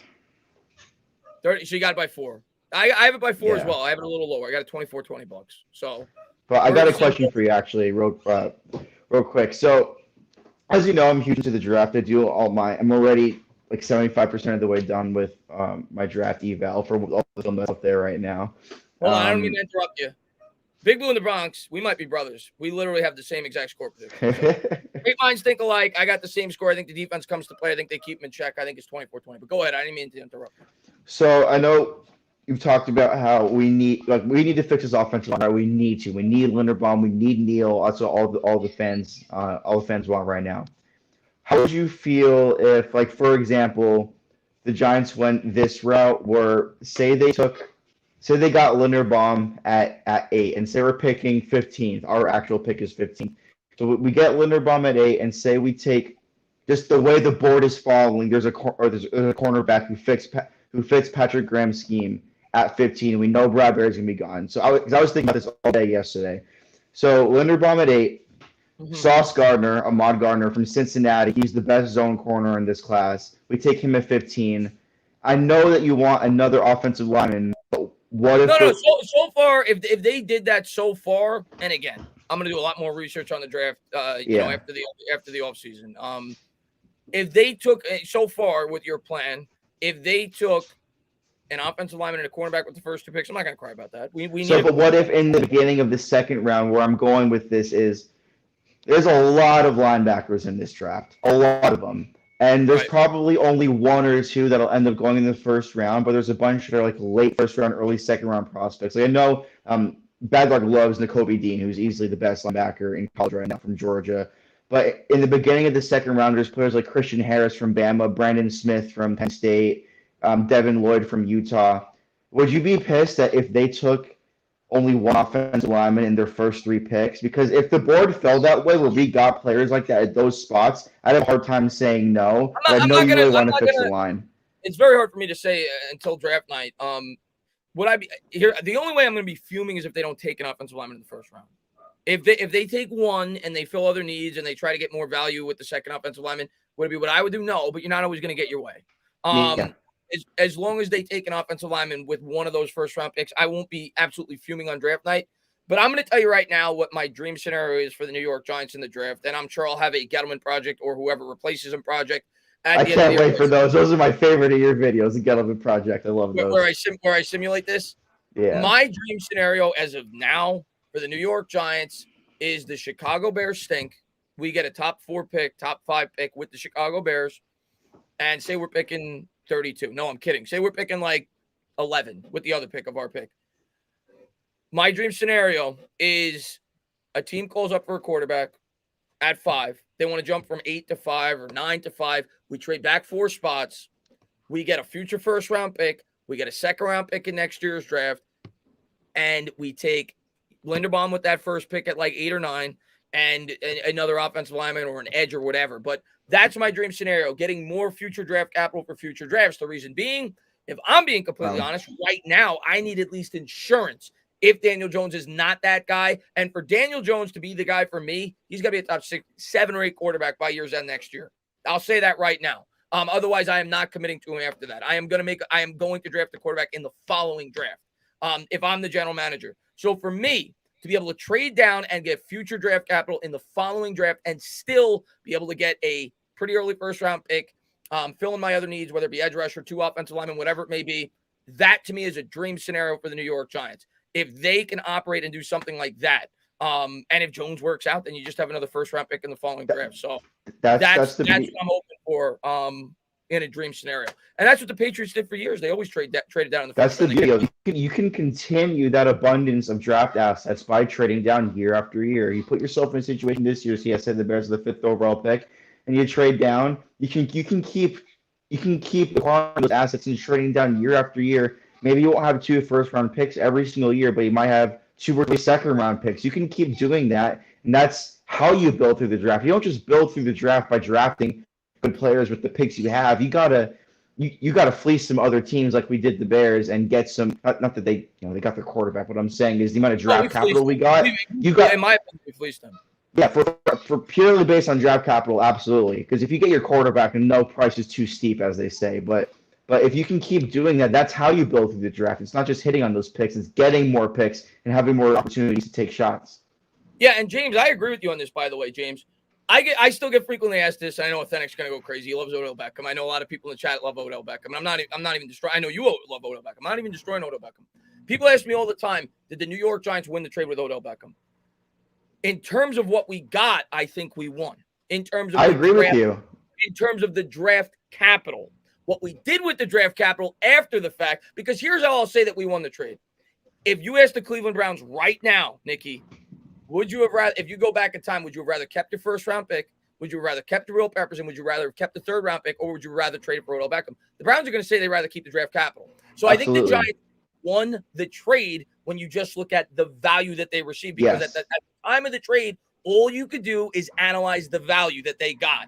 What they did with those picks didn't work out. So, James, to your point, picks are picks until they perform on the field. And in that instance, they didn't perform on the field. O'Shane Jimenez didn't work out. Dexter Lawrence has been good, probably not worth the 17th overall selection. So I agree with you on what you said there. Picks are picks until they perform on the field. The reason why I think trading down for the New York Giants is so valuable is because it gives you the option to trade up for your quarterback in the following draft. If you're in love with a quarterback coming out in the next year, you now suddenly have 2 first-round picks that you could couple and move up and make sure that you get your guy. So that is why, and of course, like I said, if Jones works out, you could continue to fill in other holes on the roster. But that to me, and if you could still stay in a top 10, top 11 pick scenario, still get your offensive lineman, that to me is the dream scenario for me as a New York Giant fan going into next year's draft. But I agree with you. Picks are picks until they perform in the field. I agree with you. Hey, listen, I am perhaps the biggest Odell fan on the entire planet. I mean, when the Giants were losing and we were 1-5, I was saying I might become a Browns fan just so I can watch Odell play. So, and I got 3 of his jerseys, one of them signed, hanging on my wall over my bed. But yeah, you're absolutely right. In terms of the draft value that we got for him directly in the trade, not the players we picked with them, just draft value, 100% we won. Plus, you got to add on to that the money that was cleared off the books for us. That's another thing that we got back in that trade. I mean, essentially what the trade worked out when you just look at the players, because of the extra cap space that we got the following year, essentially it was Golden Tate, which was the $10 million essentially that we saved, and then the 3 players that Jabril Peppers and the 2 players we drafted. Jabril Peppers, O'Shane Jimenez, Golden Tate, and obviously Dexter Lawrence. That's what worked out. But I do believe part of it's bad luck. I do believe that had Brian Burns not gone the pick before, he would have been our guy, and that would have made us win the trade because he's a top 10 defensive end in the league right now. That would have made us win it. If we got Brian Burns in that Odell trade, then we would have won. Oh, yeah. Like I said, the value just based off the draft capital, we won. We didn't hit on the picks. Yuri, man, thank you very much. Nikki, thoughts on the right tackle? You've been talking. A lot of people have been talking. I don't even know his name. From Ohio State. My second option for right tackle if Neal isn't there. Okay, so his name's Nicholas Petit-Frere from Ohio State, and Darren Munford is their other tackle. They're both pretty good. Neither of them are first-round prospects for me. And honestly, I think that the scheme that they play in and how elite of a quarterback he plays for in C.J. Stroud kind of hides a couple of his deficiencies. I would be comfortable if my team took him even in the second round, but I think he'll be a second-round pick. For me, I have a couple guys ahead of him. Like, I would rather try out Kendrick Green or Darian Kennard out from Mississippi State and from Texas A&M out at tackle. And they're kind of tweeners. They're guard tackle prospects. Petit-Frere is kind of further down my list, but I do know people who are a lot higher in him than me. So don't let me discourage you for being a fan of him as a tackle. Just for me personally, I'm not a huge in general Ohio State offensive lineman guy. I think they have a very good coach and they have a very good team all around.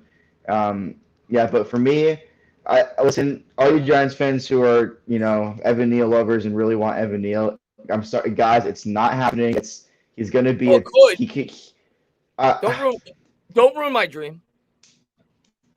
Chris, I'm sorry. It's not. It's like thinking we're getting Kayvon Thibodeau at this point. I mean, there's a realistic scenario where do you Neil have goes Neil number one and not Thibodeau. I think It's realistic that I he was doing goes a mock one right overall. now, if I was doing a mock right now and it's way too early, I would probably have him going to the Jets. That's probably where I'd have him going. Because I actually have the Jets taking Stingley, the cornerback from LSU. I think they're going to go corner in this They need help on the defense, but I don't know. I think it's possible Neil could potentially drop. Yeah. But we'll see as the draft. We'll see if we're picking that high. I hope you're right. I really don't see that happening. That's like saying we're getting Kayvon Thibodeau. Just in my mind, personally, that's how I feel. That's like saying we're getting Thibodeau. I'm not saying we're getting him. I'm hoping that we get him because that guy's awesome. Abe says, "Can you see us getting?" We always suck, but we don't suck enough, Chris. That's how it is. I'm not saying us. I'm hoping it's with the Bears pick. Again, I'm hoping we're picking 32. Abe says, "Can you see us getting rid of James Bradbury for cap space?" Yes, I've actually said that, Abe, in a couple of streams. I was even potentially on board with trading him at the deadline if the right deal presented itself because he saves you $13 million. So do I don't know if I'm going to be hoping that happens in the offseason. I have to see how this team plays throughout the rest of the year and how he plays. He's definitely, like Nicky said throughout the stream, played much better over the last month. He's played very well for the Giants. But yes, I think it's possible for sure because especially if a new GM comes in, an outsider, he's got no attachment to him, didn't sign him. Could save you $13 million. He's probably not going to be in the long-term plans of the team. He's going to be 30 years old. So it could give you a lot of cap savings. So do I think it's possible? Yes. I don't know if they'll do it or not. That'll depend on, what I think a lot of that's going to depend on who the GM is going to be. But do I think it's possible? Yes. And Irish says Josh Lugg, right tackle, fighting Irish. Listen, if there's a fighting Irish offensive lineman, you definitely take a look at them. They got some of the best offensive linemen in. No, I'm sorry, but I think he should stay another year. You think? Yeah, I don't know much about him, but historically speaking, the best offensive line schools are usually Big Ten schools and Notre Dame, Wisconsin, Iowa. Those are the best. Iowa's the best one of them all. Iowa's a beast with the offensive linemen. So and the tight ends. Yes, yeah, absolutely. Hawkinson, you got Hawkinson, you got Fant, you got Kittle. They got a bunch of tight ends. Komet went there too, didn't he? Or am I wrong?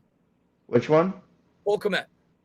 Oh, Komet went to Notre Dame. I was talking about Iowa. Komet went to Notre Dame. Oh, I thought you were talking about Notre Dame. I was talking about Iowa. Oh, yeah.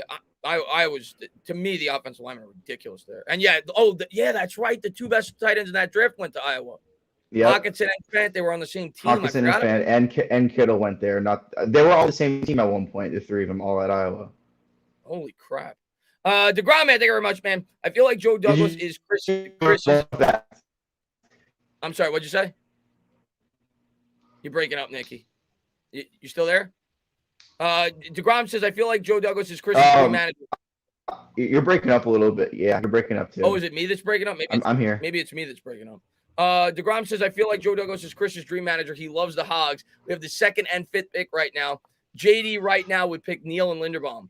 Yeah, I mean, Orphanage, what I'll say, I don't know if he's my dream GM or not, but what I'll say is, and one thing that I've really liked about the Jets since he's taken over there is you guys have made it a primary focus to really address the offensive line.